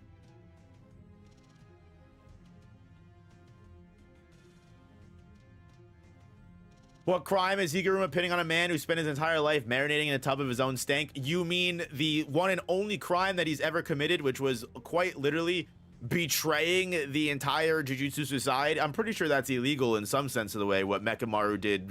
That's definitely treason of some sense of the way, right? So I have to say, and again, like you said, Coconut, he spent his life in a motherfucking tub, so he's literally got one crime to hit. He doesn't even have to worry about the roulette wheel. You know what I mean? He doesn't have to worry about the roulette wheel. It's just coming in hot. Oh, and Diamond Go, I'm sorry, I missed that donation. I apologize about that. Thank you for the $1. Didn't it say his chances go up with each jackpot? It does, but again, it's not like he's gonna get a 100%. You know, he can't get that every time. But yeah, we don't even have to let this poll go on for longer. Higuruma clearly wins. So Mekamaru and Megami both get dropped down to decent. Making way for Dagon and Hanami. Although, I'll be completely honest with you. How does deadly sentencing work against cursed spirits? Because I have to imagine if deadly sentencing takes away their manipulation of cursed energy, does that mean like you could just, the cursed spirit just is instant exorcised? Like, is deadly sentencing just an instant exorcism? Like, because I feel like combat wise, what the fuck is Higuruma doing against Hanami and Dagon, right? Even if he does steal their techniques, right? Just takes the technique away, but wouldn't that affect them even more to say that like because their techniques are removed, it affects their cursed energy manipulation?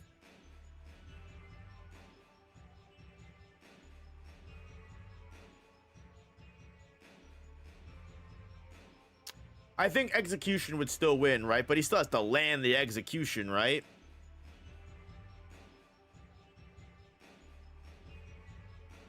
Listen, I'm just gonna rank him lower than either. Don't get mad at me. Don't get mad at me. I'm just gonna rank him at like the very at number 20.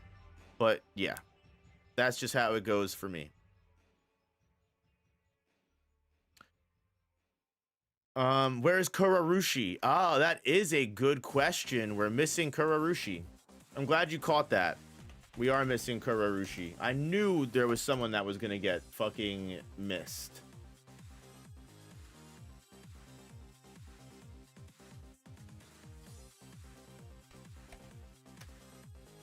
I'm glad you caught that.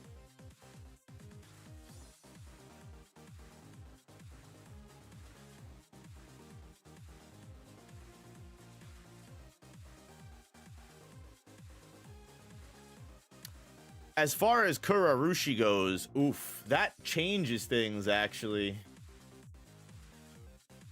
The cockroach goat is OP. This is a cruise ship stern stage, Italy, for Ultra Street Fighter 4, for the person that asked what the OST is. So the thing is Kurarushi is probably better than Oro. And I think Kurarushi probably would be better than Toto too. I wouldn't put him above Curse now, you damn.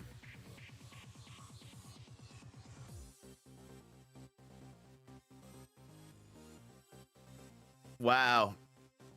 Okay. Does Higuruma beat Oro? Would Higuruma beat Oro? Druv isn't on the list either. Good catch.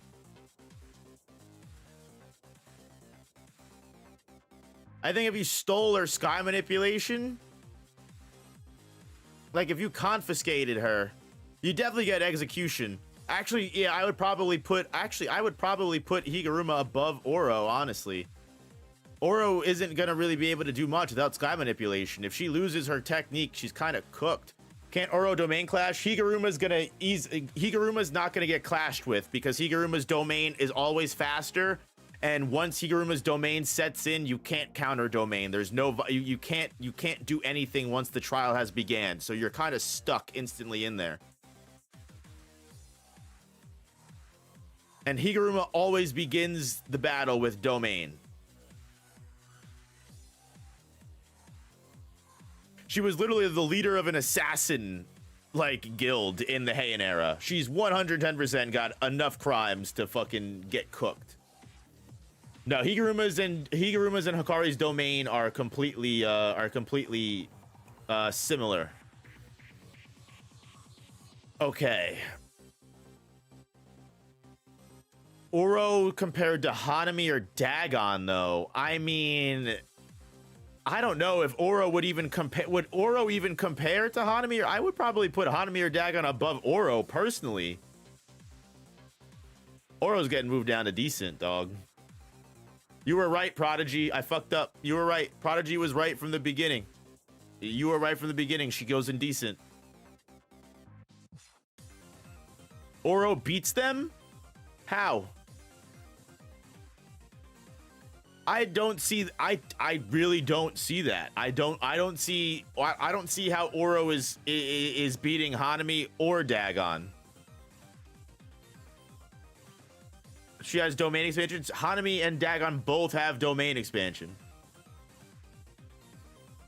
And you also have to remember, Oro does not have reverse curse technique, and she's dealing with 2 disaster curses that are going to be able to heal all the damage she does.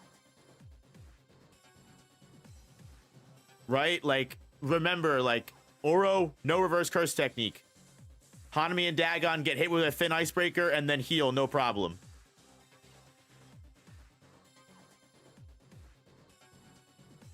Right? Like, that's, I think that's important to remember. I think that's very important to remember. Mechamaru above Dagon, though? I don't know about that. Not with Dagon's domain expansion. Those simple domain soul blasts ain't doing shit against Dagon. Hanami might just tank Icebreaker. Exactly.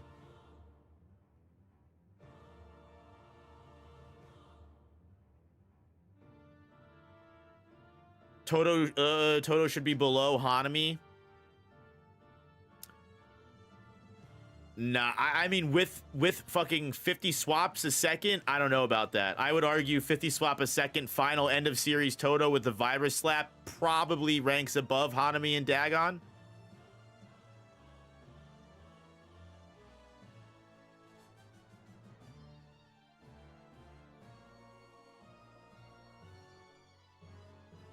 Toto should be under Oro because of domain.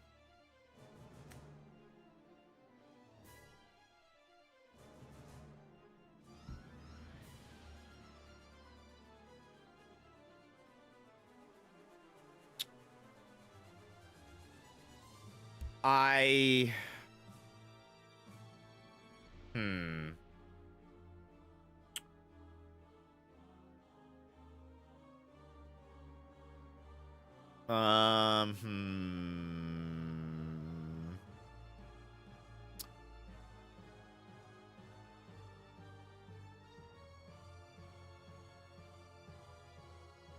I think that's fair.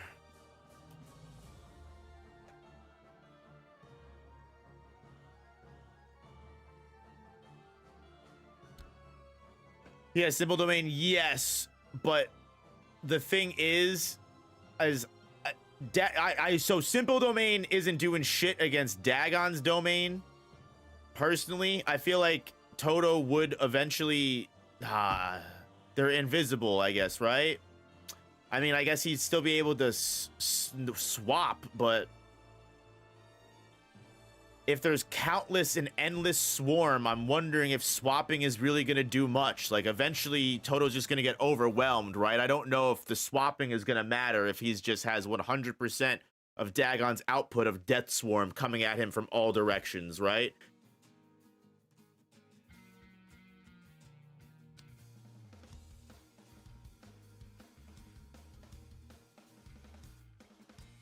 It's also, yeah, that's also important to mention too. They don't, the fish don't appear until they've already hit, right? They're a sure hit. Thank you, Nightlight. That's a very important part too. The fish don't appear until they actually make contact and have already bitten and attacked Toto. And if Toto can't smack his virus slap or clap, he's kind of cooked. I actually think, believe it or not, I actually think Dagon has a better domain than Hanami. Because Hanami's is just an instant, like, just eviscerating hyper beam, basically. You could argue Toto would be able to survive that. Although, I don't know if Toto would be able to do enough damage to kill Hanami, because again, Toto doesn't have reverse curse technique. Toto's real bad at Toto does not have reverse curse technique. I think a lot of people are forgetting that the curses they're not immortal, but they can survive death, quote unquote, like multiple times.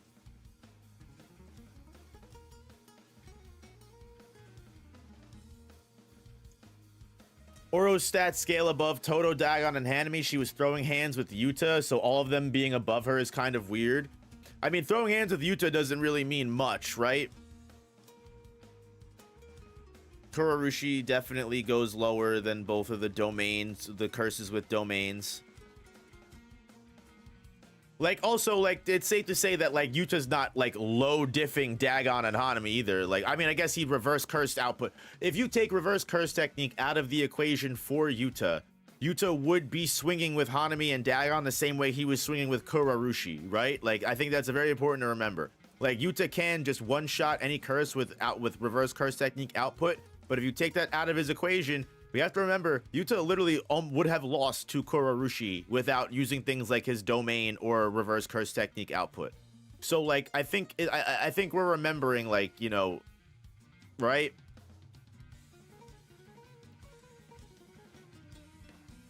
Jogo got his fucking head ripped off by Gojo and was still alive. Exactly. That was after getting hit by Unlimited Void, by the way.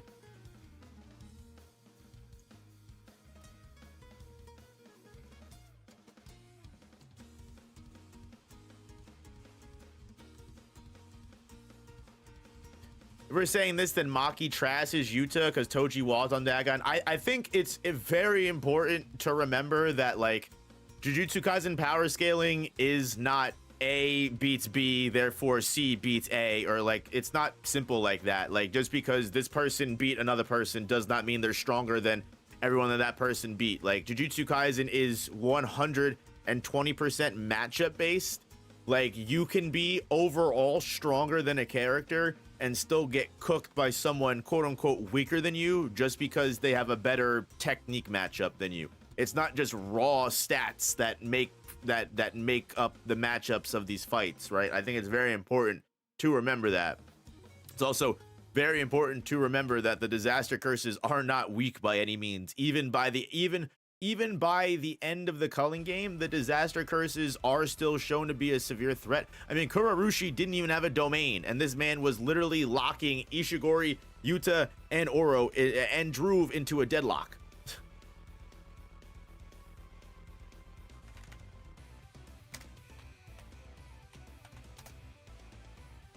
I think, like, I think, yeah, I don't know. I don't think Jujutsu Kaisen, like, scales, like, escalates in power like people assume it to. Like, the disaster curses, even in the culling game, would still be pretty decent threat levels, right? I mean, that's quite literally why you see them still be, like, people like Mahito and Jogo still being in this high of an echelon, even end of series after everything is said and done. It's why Akari could beat characters that Arami doesn't. Sure.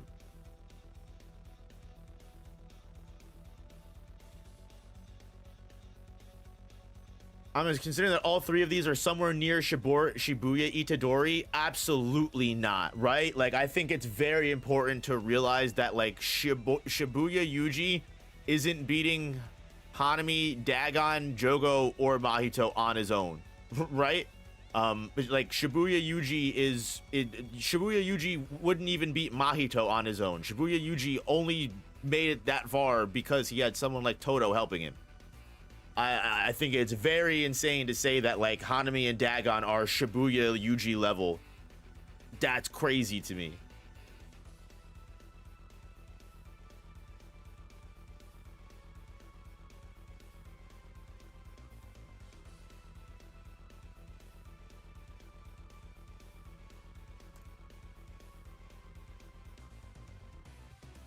Like, even Shinjuku Yuji is, like, high to extreme diff, like, maybe, you know, like high diffing Hanami and Dagon on his own. Like, he'd probably still win. I don't think he would just do it, like, just fucking break them in half, no problem at all. I think they'd still put up a really good fight. Even Jogo would be a massive problem for, like, Shinjuku final Yuji, right? Like, even Jogo. The thing is with Jujutsu Kaisen is, like, just because someone's stronger, again, like, doesn't mean that, like, that person's just gonna sit around and let that character do whatever. Like, just because, like, let's say, for example, like, I'm trying to think of a good, a genuine matchup here. Like, I don't know. I'm trying to think of something that was really good, but either way, we'll just fucking move on, bro. All right. Yorozu. Ya fucking Rozu. Now, I am going to probably catch a little bit of flack for this, but that's fine. That's okay. I'm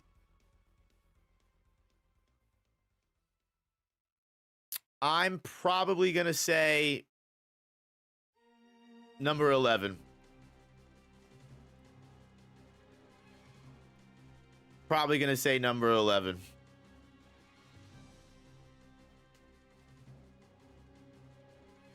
Unless we swap Hikari for Yorozu. I'm actually willing, now that I'm looking at that, I'm actually willing to say Hikari might get dropped down, not Yorozu. She above Hikari? Yeah, we're polling. We're polling. We're polling.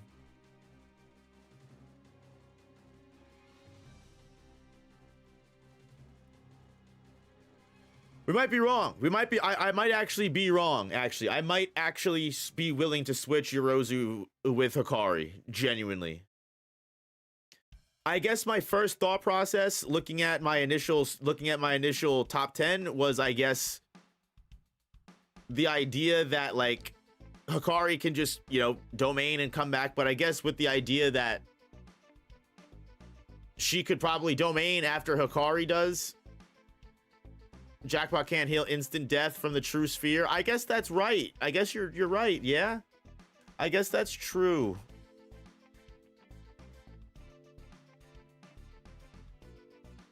Yep. All right. Yeah, we don't even need to do a poll. I think you guys are right. Yeah, I don't know what I was cooking with that one. That was a bad one. That was a bad one. Okay. Hikari goes to number 11. Yorozu ranks top 10.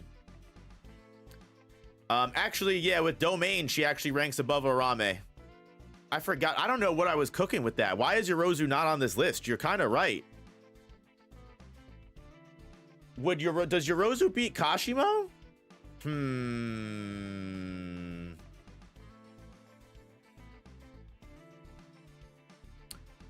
Kashimo doesn't have a domain, but still, Kashimo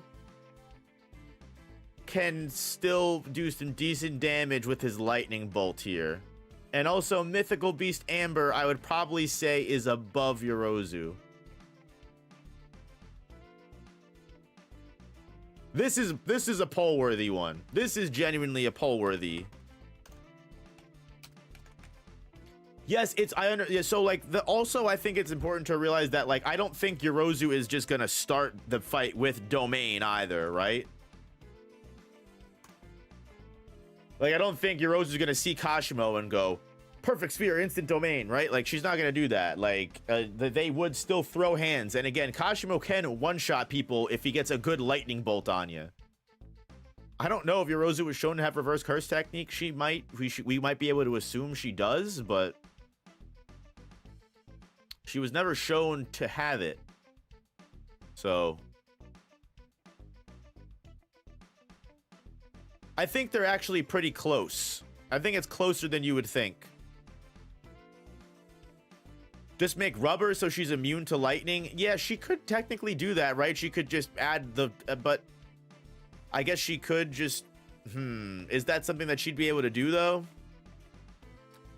I guess she could. There'd be no reason not to. Could Kashimo break the bug armor? I would have to imagine Kashimo would be able to break the bug armor, especially with a good lightning bolt. You also have to remember that everything that Kashimo hits is going to have the electrified effect. So the electrified current of his strikes might actually go through the bug armor.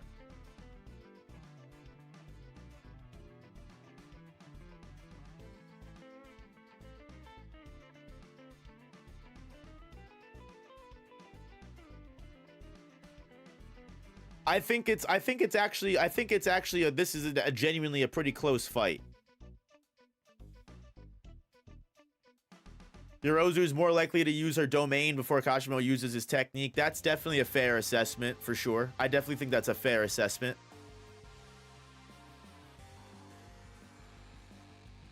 Kashimo does have Holler Wicker Basket, but he can't fight with Holler Wicker Basket because he has to literally hold the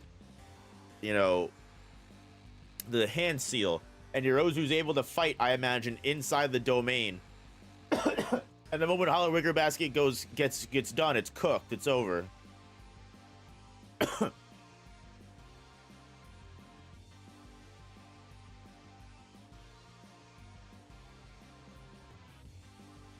But I think it's also important to realize that like one good lightning, like also like if Yorozu, let's say Yorozu does an insect armor. Let's say everyone starts out tournament rules 1v1. Kashimo and Yorozu are standing apart from the arena. Kashimo and Yorozu start throwing hands. Kashimo gets one punch at Yorozu's chest. Yorozu throws him away. And then Kashimo literally just lightning bolts, fucking puts a hole in a donut hole right through Yorozu, and the fight's over. Like, Kashimo is also get shit done instantly. Like, if you're not, like, Kashimo, again, killed Hikari 3 to 4 times in their battle. Kashimo goes for the kill. Kashimo is kind of like Toji, where, like, Kashimo is always going to go, is always looking for the quickest win. He's not one to prolong fight. If he can kill you, he's gonna fucking kill you.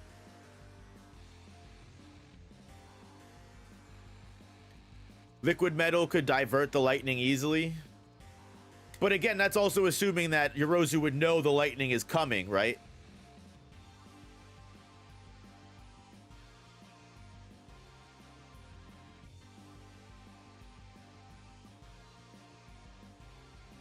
Headcanon Kaisen. Again, that's also assuming that Yorozu would be able to react in fast enough time that she could summon the liquid metal to divert the lightning, even if that was possible.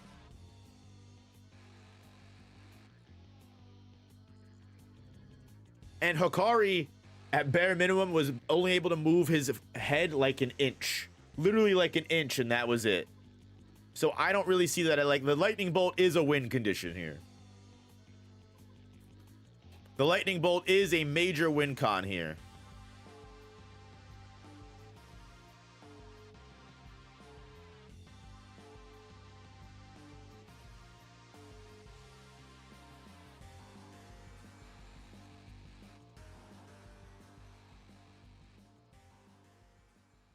The lightning bolt is the win con. Yeah. Where do I rank Bidoof? That's a good question. All right, look, I'm closing it, but I'm closing it in a couple of votes. But honestly, it looks like Kashimo is winning the poll here. People are putting way more money. People are putting way more money on Kashimo.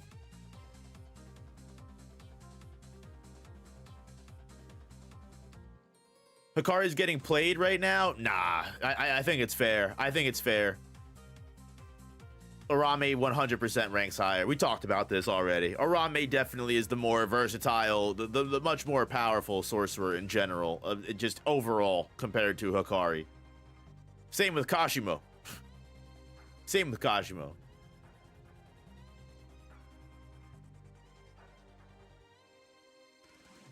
Heard Hikari immediately needed to be here. Mario Busters, you get it. Hikari gang, rise up.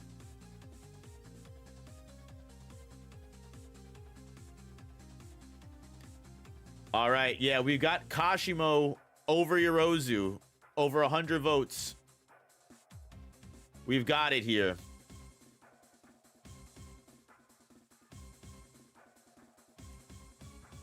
All right, the moment that everyone has been waiting for. And the moment that everyone is going to get very, very fucking mad at me for. Very fucking mad at me for. Are y'all ready? Are y'all fucking ready for this?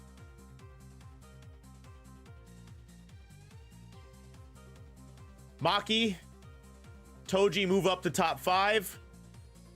Yuji ranks above Arame. That's it. Let's hear the boos. Let's hear the tomatoes. Let's see it. Let's see it. Let's see the boos. Let's see the tomatoes. Let's get it over with. Let's get it over with. All right. All right.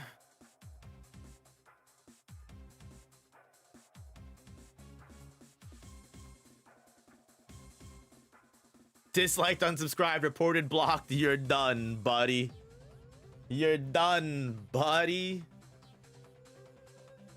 Listen. Listen. Listen, listen, listen, listen, listen, listen, listen. Let's discuss this. Let's talk about it. Let's talk about it. Oh yeah, we got to move 1, 2, 3, 4, 5, 6, 7, 8, 9, 10. Yeah, we'll move Toto out. We'll move Toto out. Keep Higuruma in top 20. So, end of series Yuji, and why does he only rank in number 9? Let's talk. Let's discuss this. Let's discuss big time here. Because I know we've got some big time Yuji lovers here. Now, if you were here for the Yuji verse, the final culling game stream, you know we discussed Yuji versus Yorozu and Yuji versus Kashimo. Are you counting modulo statements? I will go right to the top, right to get this out of the way. There is literally nothing in modulo that upscales Yuji from where he from where he is right now. There is nothing in modulo that would move the needle for Yuji at all. I just want to get that out of the way completely, 100 right out of the way. Get that 100% just touched base on. When it comes down to it, when it comes down to why I would rank Yuji below Yorozu and Kashimo,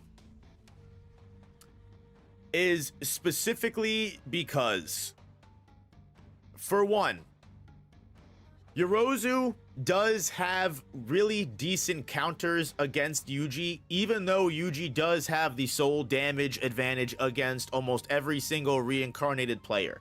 That is something that is very obvious. That is something that is very clear to me. However, the problem when it comes to Yorozu is, unlike Kashimo, whose electric current when he attacks Yorozu's insect armor is just going to pass right through the body and do a durability ignore, Yuji's soul damage is most likely going to be completely ignored by the insect armor, because Yuji's not making direct contact with Yorozu's body. Yuji will not be able to actually make direct contact. He's making contact with the actual fucking construction material that she uses as armor. How? Because again, like if I punch armor, I'm not punching you, I'm punching armor, right? I'm not punching your soul. I'm not making direct physical contact with you. A Black Flash would destroy her insect armor. Again, that's if Yuji hits Black Flash, right? Like Yuji has to get in the zone to get that far. Yorozu is not only capable of keeping up with Sukuna in combat, she is more than capable of definitely causing cosmetic damage to him, so she's definitely able to fight him. Also, not for nothing, she has low, mid, and long range combat. Yuji does not. Yorozu can put the insect armor on and not even go near Yuji. She just has to literally play keep away and keep stabbing him with the liquid sand, the iron sand, right? What is Yuji gonna do? How is Yuji gonna get close to Yorozu if he can't even? How is he gonna soul punch her if he can't come close to her? Remember how Yuji was dealt with by Mahito's armor? Literally did nothing. Prodigy, I'm glad you pointed that out. He's got RCT over her. Yeah, but Yuji can't just reverse curse technique forever.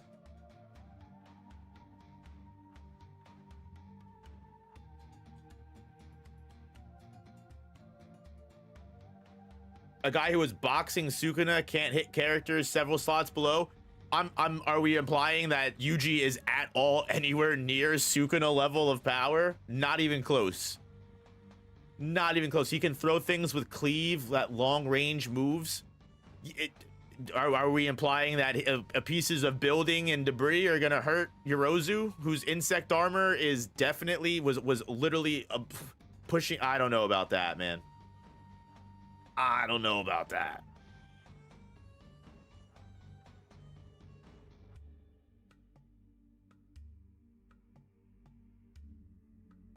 Yuji doesn't even have a projectile dismantle. Yuji quite literally has to not only grab onto the limb or the person that he wants to cut through, he then has to trace the outline of what he wants to cut with the scissor line and then have the cut go through.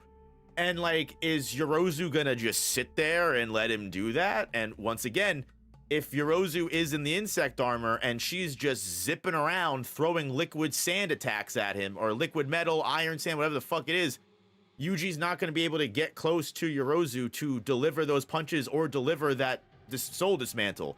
Again, Yuji has nothing that would be able to compete with the Iron Sand's long, mid, and mid-range combat.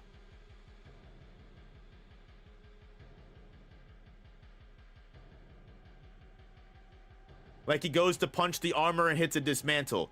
Right, but again, Yuji would have to punch the armor first to do that. And I don't think, not only, and again, if he's using dismantle, sure, he might be able to cut through the insect armor, but he's still not soul dismantling. At that point, then he's just regular dismantling.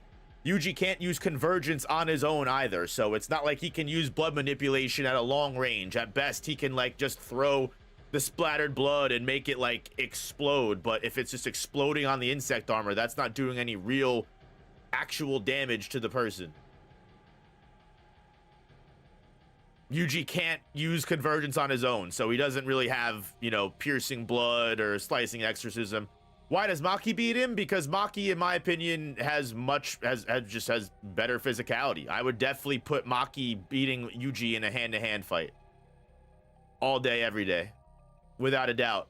Maki's faster than Yuji, also on top of that. We know that for a fact. Maki literally has to ask Yuji to keep up with her when they're fighting against Meguna the first time.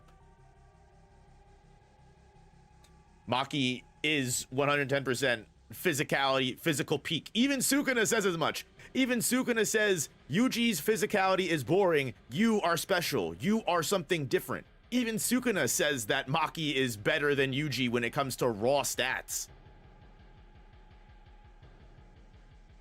Also, the Soul Split Katana is 110% massive damage to Yuji. And even, it was a struggle for Sukuna to heal his heart with, heal the soul damage to his heart with reverse curse technique. I just don't, Yuji was falling over, collapsing to his knees because he couldn't properly visualize the healing to his limbs.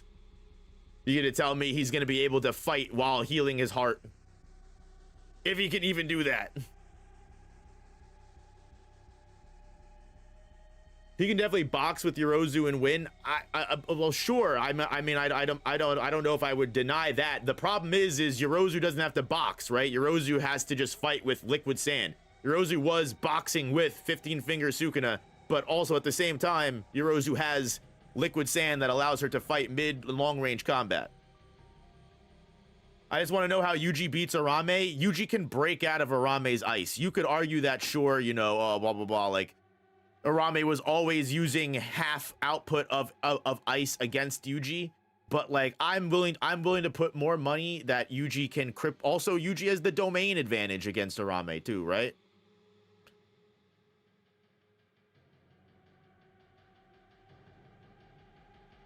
Isn't Sukuna biased against Yuji? I mean, sure, but that doesn't change the fact that he still saw Maki as the big challenge of Sorcerer Reverse physicality, right?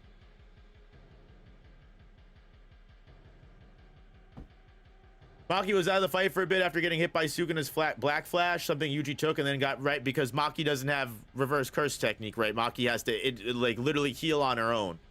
And also, either way, like when it's just, yeah, I 110% put Maki over Yuji. I don't even think that's a controversial statement. Yuki over Yuji and Yuji over Toji and Maki? Absolutely not. Absolutely not.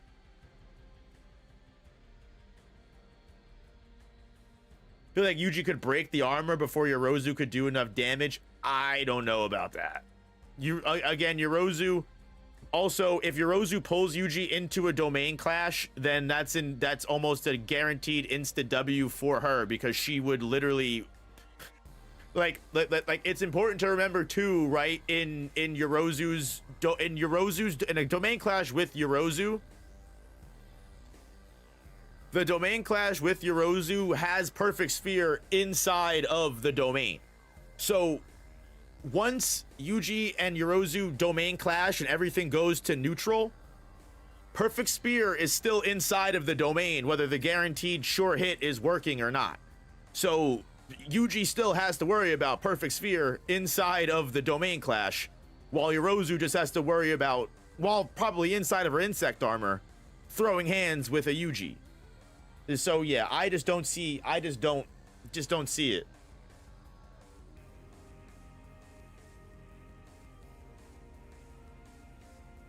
What is Kashimo doing against Yuji domain? It one-shots him. Kashimo ranks above Yuji in my honest opinion, because I think Kashimo is just in, again, overall probably the better sorcerer in general, right? Like Kashimo has the lightning bolt. We also talked about Yuji versus Kashimo, and Yuji versus Kashimo is honestly a much closer fight, to be completely honest with you, because Yuji has domain expansion and does have the domain advantage. But again, it's also important to remember that Yuji is also not walking up to Kashimo and domaining on instant, right? Like he's not domaining immediately. If Kashimo can very realistically hit Yuji with a lightning bolt to the head way faster than Yuji would think to use a domain expansion. I just think overall Kashimo more than likely wins more fights than Yuji does overall. Yeah, Yuji needs to box and hit black flashes. Kashimo just needs to blow up your head, which he can do after touching you once. He touches you once and he marks you with the positive or negative charge and you're insta-cooked. That's it. Like everyone talks about Mahito one-shotting. Kashimo's got the one-shot, bro. People don't realize Kashimo got the one-shot.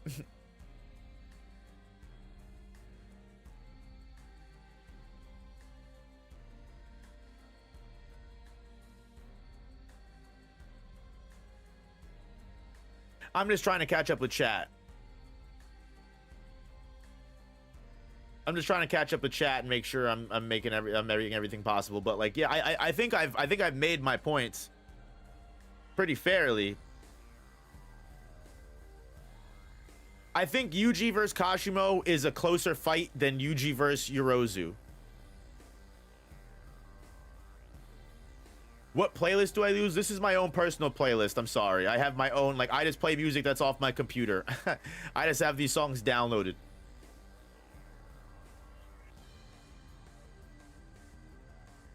Can we just move Hikari to honor and I'll shut up? No, we cannot. I refuse. Yuki should be over Toji and Maki though. I don't think so. I think we talked about this earlier while you weren't here, Jesse, but I think Maki and Toji with the higher physical stats as well as the soul split katana and with having damage that Yuki can't heal from, I think, yeah, I think it's fair to say that Maki and Toji do have win conditions against Yuki, more win cons than Yuki has against them. Because with Garuda, you also have to remember, like, Yuki has a limit to the amount of mass she can apply to herself. As Kenjaku even states, she can't apply more mass that would break her, that would actually quite literally break the physicality of her body. That's why she uses Garuda. Garuda is the object that is the cursed tool, quote unquote, that she has, that is able to have mass, infinite mass applied onto it, whereas she can only apply a certain amount of mass that results in her not, like, snapping. You know, like, you ever see, like, the end of Bleach? Some of you might not. I don't think, Jesse, you have, but the end of Bleach, like Kenpachi's Bankai, when Kenpachi is swinging, when Kenpachi has so much raw brute force strength in his sword swings, that when Kenpachi swings his arm literally just snaps, and it literally just, like, snaps and almost flies off of his elbow, because it's so much. I can't think of the actual word. It's not centrifugal force. It's one of it's some kind of word, but, like, the amount of fucking force his body quite literally cannot fucking handle. So that's the same thing with Yuki. Yuki can't overmass herself, otherwise her limbs will literally snap off and break. So when it comes down to, like, actual genuinely, like, hand-to-hand fights, like centripetal force, thank you so much, that's what it is. So, like, quite honestly, you could argue with Maki and Toji's precog, they could figure out the same thing that Kenjaku did, that, hey, I just have to quite literally stand at, like, the perfect range to where Yuki can't overexert herself, overbend herself, she can't overextend her arm, right? So like I'm not saying that's a guaranteed W, but I'm personally saying I would put my money on Maki or Toji over Yuki personally, even though I think it'd probably be one of the closest fights in this tier list. It's important to note that so many of these characters are like it's extreme diffing each other if they do win each other. And honestly, like I said, there are iterations where I would probably say that Yuji could beat Kashimo. Like, I don't think that's out of left field to say. It's just overall, like, the ranking is also just overall ranking. Like, I think overall Yorozu is probably a better, more consistent win rate sorcerer than Yuji would be, right? That's not me saying that. Like, same with Kashimo. I think Kashimo probably has a more consistent win rate overall in the series than Yuji would. Honestly, that's something that I would love to do. I would love to, like, that would take fucking forever, and I would love to see it, but I would love to see someone like do matchups and give characters actual win rates, that they would have like actual percentages of how much they would win compared to every single character in the series. Like, put Kashimo up against every character in the series. How many wins does he have? How many losses does he have? And put that together to give you a win rate. And like, I would probably put money on people like Yorozu and Kashimo's win percentage being higher than people like Yuji, personally. I know the Hikari slander is insane, but like, I just don't personally, I just don't see him really doing anything. I think everyone above him is way higher. Is Sukuna like an actual bum? Like, is he homeless? I guess you could argue he's homeless, but Sukuna just makes his home wherever he wants to, right? Looking at these placements screams Yuta Glazer, but I expected it. I mean, if you want to say that, that's fine. I'll gladly take the moniker of Yuta Glazer, because to be honest with you, all you're really telling me is that I'm right, right? Like, all you're really telling me is that I'm correct. And I mean, if you want to try and phrase it in a mean way, that's okay. But like, quite literally, there is no one closer to a character like Gojo and Sukuna than Yuta. Yuji's not beating Yuta. There's no world in hell that Yuji is beating Yuta. There's just no way that I don't understand why people think this. I don't know in what world people actually believe that Yuji has a lick of a chance. I mean, I hate saying that. I hate getting like facetious like that, because it's a very high diff fight for Yuta. Like, it's not hard. You know, it's not like it's Yuta's just low diffing Yuji, but like, Yuta is obviously winning, right? Like, yeah, every fight against Yuta is a 2v1. It's important to remember that every fight against Yuta is a 2v1.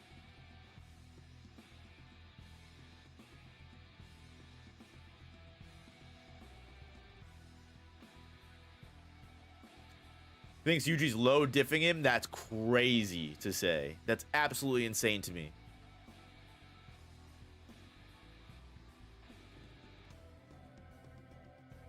Exactly what Rusty Crab said. Urami just has a better win rate and feats. Same thing with Kashimo, just a better win rate and feats than Hikari.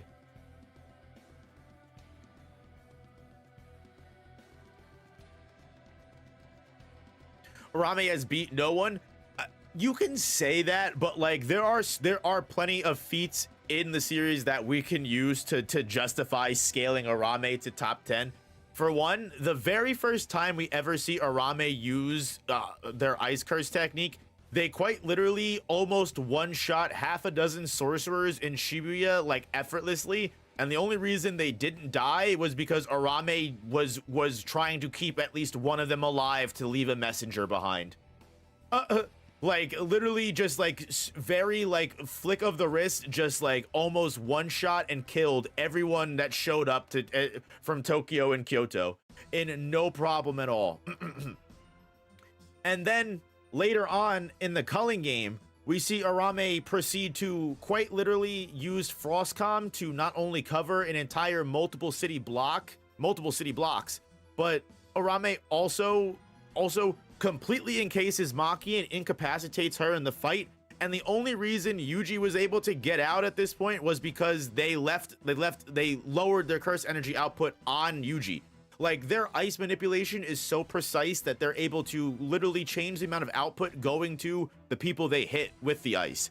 And the people that are saying, I don't see how Yuji beats Arame, the quite literal fact that Hikari was able to stalemate Arame for as long as he did is why I think Yuji would probably be able to win. I think Yuji would just be able to domain, you know, counter, to be honest with you. I think Yuji has more win rates. Also, Yuji's soul punches would affect Arame much higher than Hikari's punches would, right? Couldn't kill. That's actually incorrect. Arame actually killed Hikari multiple times in their fight, right? Like, I think it's just like Kashimo also killed Hikari like 3 to 4 times in their fight. I think it's very important to realize that, like, Hikari, sure, you can argue that Hikari's immortality is Hikari's ability, but at the same time, like, Hikari does literally lose limbs and get killed multiple times in his fights with these characters. He just comes back. Doesn't that boost Hikari instead of nerfing Arame? No, not really.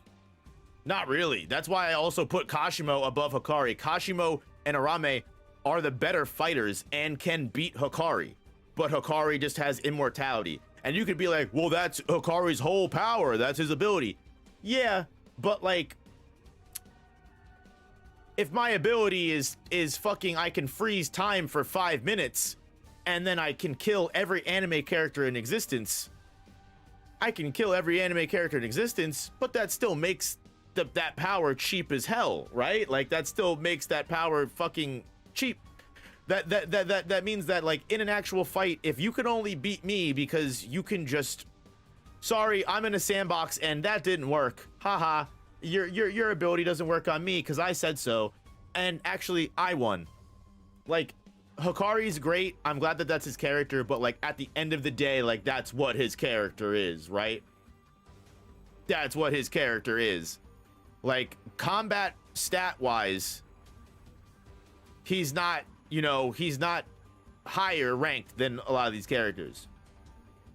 And also, not for nothing, I've got Hikari higher than Geto. Hikari is literally just 11. He's numbered, just because he didn't make top 10, it's okay. It's okay. I promise everything will be fine. Hikari getting ranked at number 11, still very good. He's still beating all of these characters. Right? Still beating all of these characters.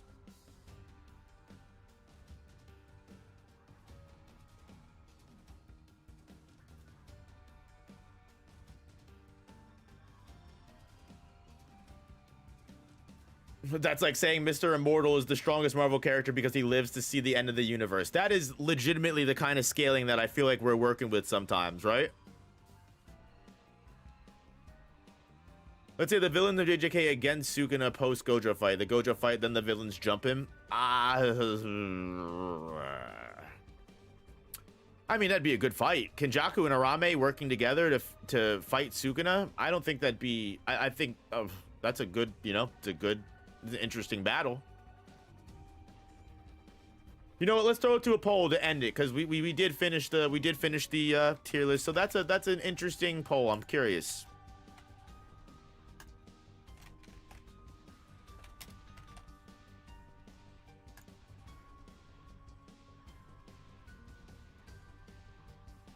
Why is Hikari over Geto? Because I feel like Hikari, just like Yuta, would probably be able to beat Geto of all people. Geto, despite being a very strong sorcerer and being kind of OP, lacks a lot of the things that make other characters better. Reverse curse technique, and most importantly, domain expansion. Did we not see Hikari flinging ancient sorcerers around, such as Kashimo and Arame, with physical strength alone? Neither one of those characters have outperformed those feats you call hacks. What? Define flinging ancient sorcerers around, because I don't think I've ever seen anything of that case. I mean, I've definitely seen Hikari and Kashimo throw hands, and Kashimo quite literally kill Hikari 3 times. And if Hikari wasn't able to revive from that, he would have lost. Also, there's also the fact that Kashimo only ran out of cursed energy because Hikari kicked him into the ocean. And also, fighting Arame literally took like no damage the entire fight. I think Hikari might have grabbed Arame in the air and threw her to the ground once. I wouldn't even say that's flinging. That's just physics, dog. When you're in the air, you go down. Hikari was kind of ragdolling Arame. I don't recall that. I'm gonna have to reread the Hikari versus Arame snippet we got. I don't recall a single time that Hikari was ragdolling Arame. He might have hit her with that face. He might have hit him with that face palm. That's about it. Yeah, in the 15 pages we got. Yeah, thank you.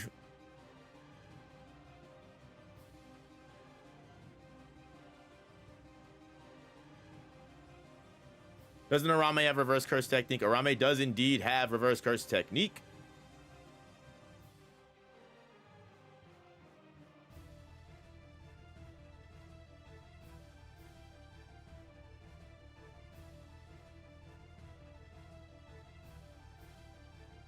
Damn, we got Sukuna 89% over Arame and Kenjaku at the same time. That's hysterical. Shouldn't Choso be top 20 with poison blood? Absolutely not.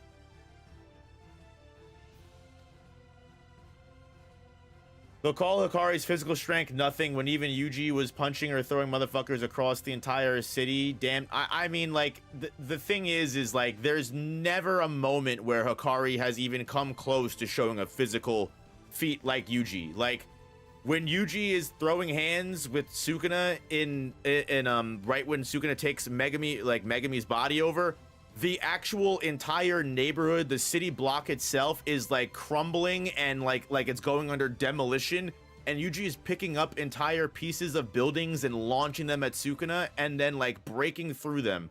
And also like Yuji is jumping and making craters in buildings. It's like, you know what, if you want to make Hikari number 1, then you can make your own tier list. You can go ahead, you can make your own stream, you can make your own channel, and you can make your own tier list.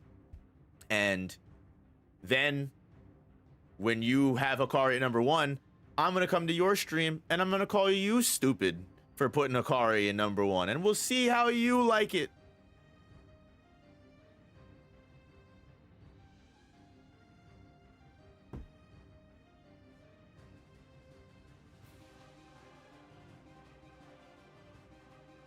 I mean, realistically speaking, Toto below Higuruma, Drew below that as well. I feel like that in that regard, Higuruma should be swapped.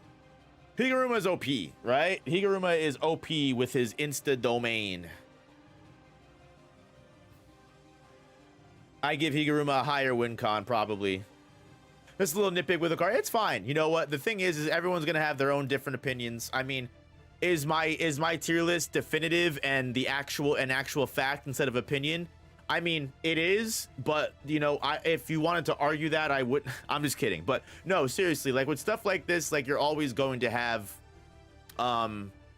differences and people that feel differently.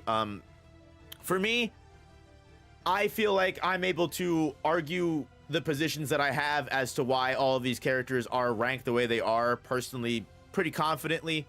I mean, honestly, if you guys have been here since the beginning, you saw that I was more than willing to concede when I was wrong. I was more than willing. I was like, you know what? Hikari was top 10 until you guys convinced me to put Yorozu in there.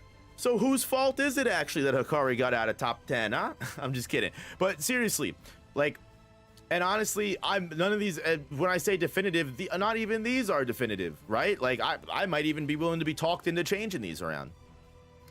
I'm even technically quite willing to say that, like, Yuji might, like, Arame could literally probably be higher than Yuji. I would be willing to change that. Like, you know? Again, even Kashimo and Yuji, I could see you changing that. Like, I could see especially some of these, the 6 to 10 be swapped, right?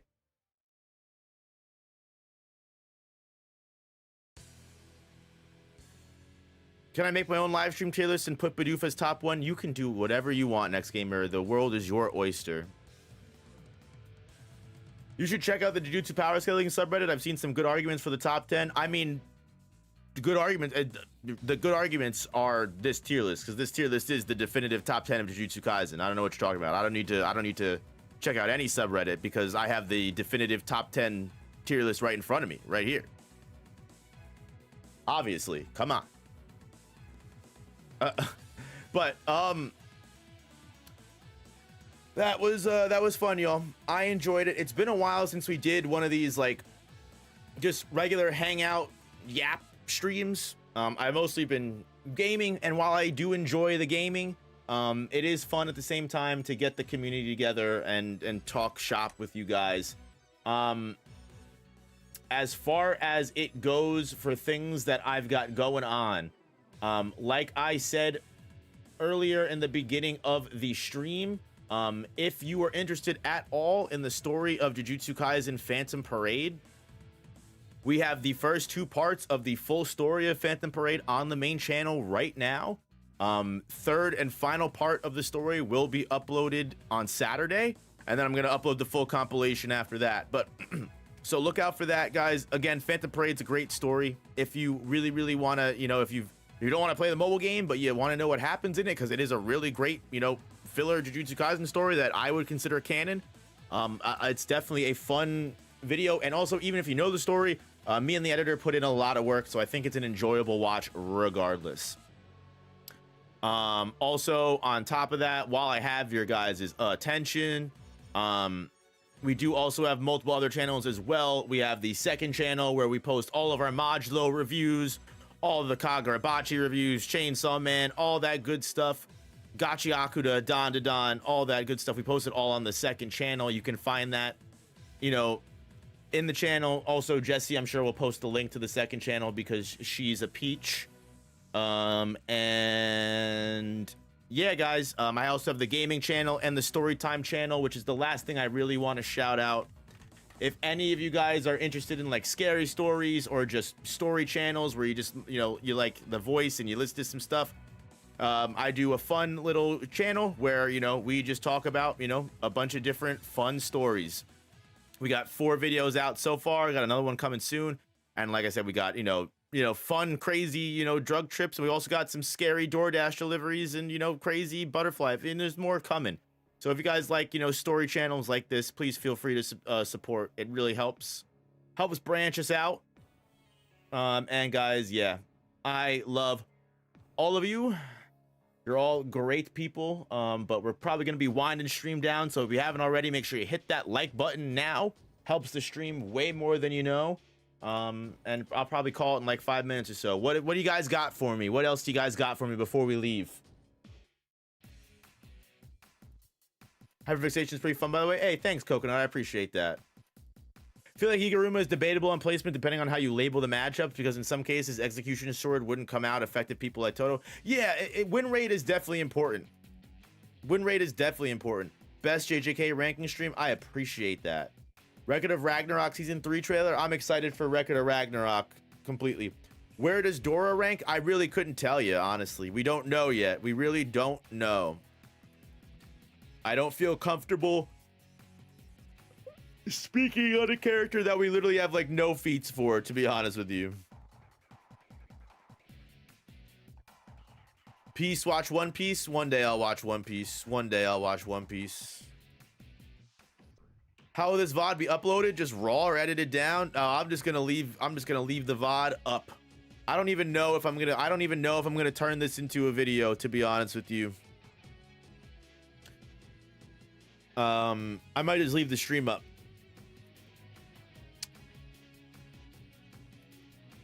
Yeah.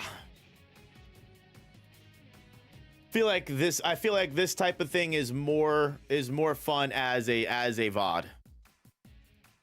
Just because of how in detail we go to for all of the decisions that we make. But anyway, y'all, yeah, almost 3 hours. We did a good stream today, guys. Thank you to everyone who showed support. Thank you to everyone who hit the like button. Thank you to everyone No Op Deems reading One Piece is a cardinal sin. He ain't watching it till Oda throws it. Maybe I'll get to One Piece one day, man. Maybe I'll get to One Piece one day. Excuse me. Robert Robertson from Dispatch ranking this tier list. Oh, dude. Robert Robertson is getting cooked by Kusakabe and Mei Mei. Bob doesn't stand a chance. Bob don't got it like that. I'm sorry. Missing out. One Piece going strong right now. I will literally be old and broken and alone if I dedicate my life to reading One Piece. No, I know I would be able to read One Piece. You want to know, to be honest with you? You want to know, to be honest with you, what gets me and keeps me away from One Piece? Even though I know I probably would like it. I've got to be completely and wholeheartedly honest with you. Completely wholeheartedly honest with you, dog. I'm gonna get so much flack for this. These characters look so goofy, dog. They look so ridiculous. Why are they 8, 10, 20 feet tall? They look stupid. I'm sorry. I just can't. It really takes me so out, and I really can just feel no aura and just no cool factor and just no care at all, bro. Like with these goofy, clownish looking characters. Like, I just don't know, man. I think the coolest character in One Piece might be Doflamingo. And even he looks kind of goofy. That's what we all thought at first, myself included, but when you saw it, it all changed. I agree. Look, I know it's so stupid, surface level. I probably would absolutely love One Piece if I got into it. You can't slander One Piece art style and then say Mob Psycho is peak. I mean, haha. Joke's on you. I don't read the Mob Psycho webcomic. I only watch the anime, so I don't know what the Mob Psycho art style is like. I've seen pictures of it, and to be honest with you, I definitely wouldn't read it if it was like that. You know what? Here's an even hotter take. I watched the JoJo's anime because I can't get into Hirohiko Araki's art style. I'm gonna get crucified for that one, but let's just, since we're being fucking honest here. The man is an amazing artist, probably one of the absolute best artists that I've ever seen in my life. I cannot for the life of me just get into him when he would get into his manga paneling and the way he draws his character. I don't like it. It throws me off.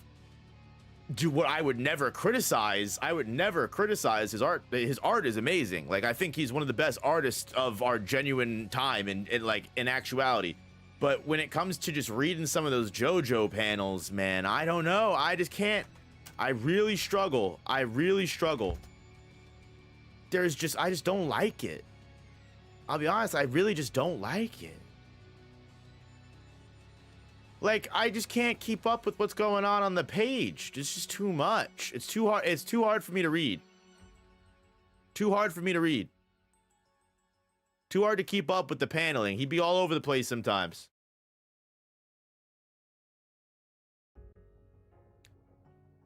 The anime is great. Anime is amazing. I love the anime. I like the JoJo's anime. I don't mind it. I'm excited for Steel Ball Run because I've heard nothing but great things about Part 7. Colored version is a lot easier to read. That I believe. That I honestly probably do really believe. I normally prefer black and white. Honestly, reading Hunter x Hunter in colored was really cool, but I've come to appreciate the black and white later on. Have you tried reading from right to left? Listen, I know I've got some controversial opinions when it comes to stuff like that. I know. But it is what it is, you know. it's one of those things where like I can understand the why people like what it like I can understand why people like One Piece, and I would never be like, I would never talk shit about One Piece in a sense of like, oh, it's a terrible story, terrible blah blah blah writing. Like, I'm telling you, I'm sure it's amazing, I'm sure it's peak. I would never say that. Like, I understand sometimes where things just aren't for me, you know. Sometimes things just genuinely aren't for me. There's not a problem with that. At the same time, I do understand, and I will not hold my tongue, like when motherfuckers be coming around here being like, oh, I Seven Deadly Sins is my favorite anime. I'm sorry, you said your favorite anime is what? Hello? Oh, your favorite anime is Mushoku fucking Tensei? You fucking, what are you talking about? Why? Dad, I have reasonable opinions, and I will stake my fucking ass in the fucking ground and fucking stand by those opinions, bro. What the fuck are you reading, bro? Have a good night, Rusted Crab. Hugs and kisses.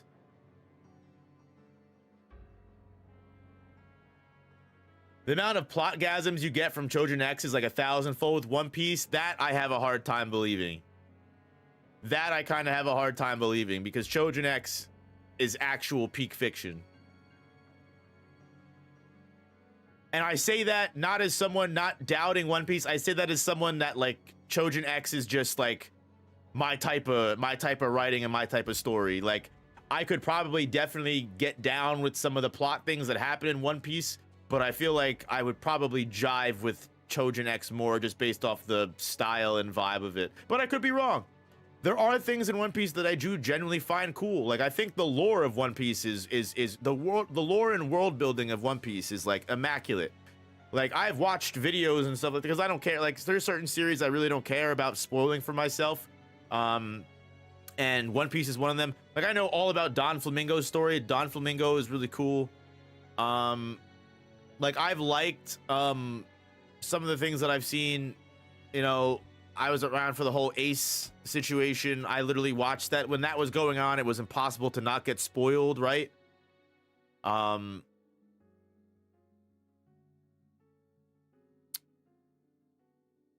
Like, I understand there's cool stuff in there, but it's just, it really is, you know, kind of fucking disheartening to know I have to read 11 to 1,200 fucking chapters to get into that shit. I'm gonna be reading it for like 2 months. I don't read fast. I don't know if you guys remember Shami, my old editor. I hope he's doing well. If you're watching this, I love you, Shami. He's like, oh, I read One Piece in 1 week. I'm like, all right, dog, good for you. I have, you know, like, I don't think that's plausible for me. I'm sorry. I just don't think that's a plausible actual thing that I can do. I just, no. To be honest with you, if I was to try actually to catch up to One Piece, it would probably take me like half a year. It would probably take me a while to get into it. And it's not so much that it doesn't get that far for nothing, right? It's not so much that I think because it's long, that's a bad thing. I mean that in a sense of, because it's long, it is discouraging to know that I'm gonna be in this shit. Like, if I start reading this, it's gonna be my fucking life, right? It's just, and I don't. And the thing is like, I also know what the reading experience of catching up to One Piece is like. You guys can say you love it and you say it's peak fiction and the writing is amazing and plotgasm everywhere. I see you motherfuckers out here on Twitter. I see you motherfuckers be talking about, oh my god, it took me fucking 8 years to get through Dressrosa. Oh my god, Whole Cake Island. I wish I could just skip this arc, man. This arc is so pointless. Oh, blah blah blah blah blah. This I hate having to read through Fishman Island. It's the worst part of the story for real, man. What was Oda cooking here? And I'm like, you know what? Am I gonna fucking hate my life reading this shit?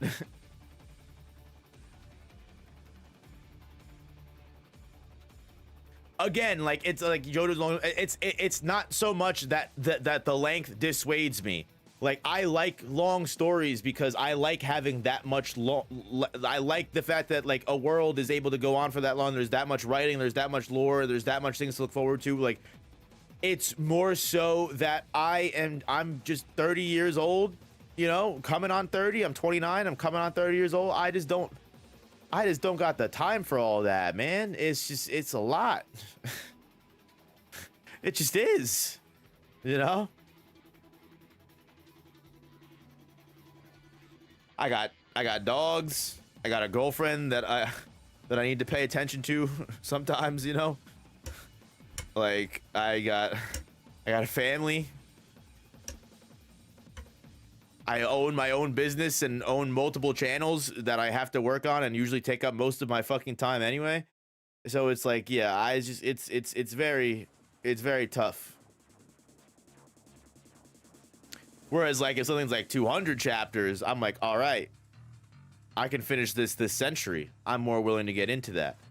So again, it's not so much that the length is a bad thing. It's more or less that like I talk myself out of it because I know it'll be an investment, and I would rather. Reading at your own pace is better than watching the scenes. Yeah, probably.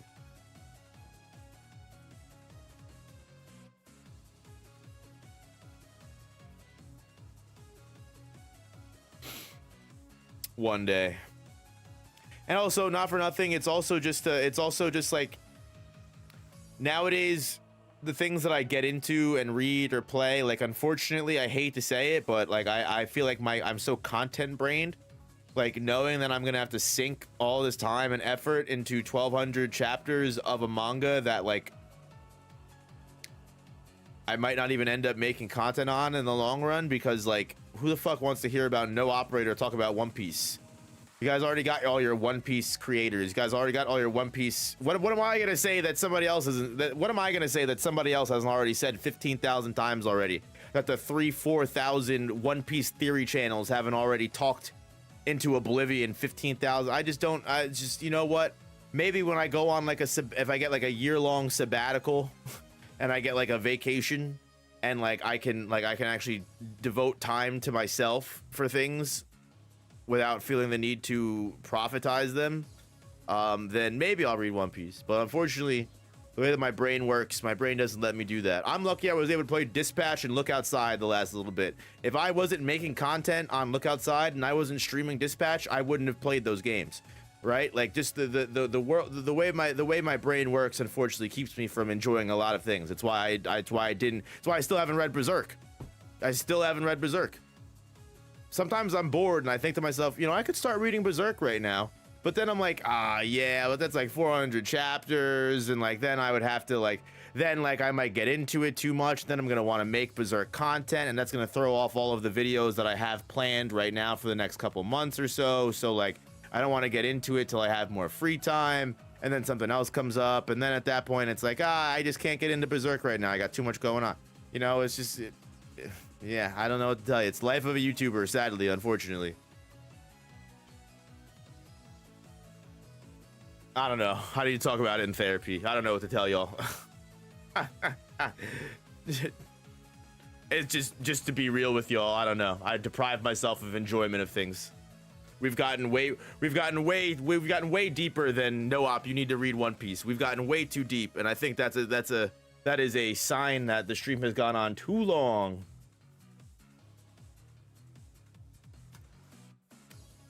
But yeah, guys, I had a very, very fun time with the stream. I enjoyed it. I enjoyed kicking back, hanging out, relaxing, all cool, talking to you guys about all the good stuff.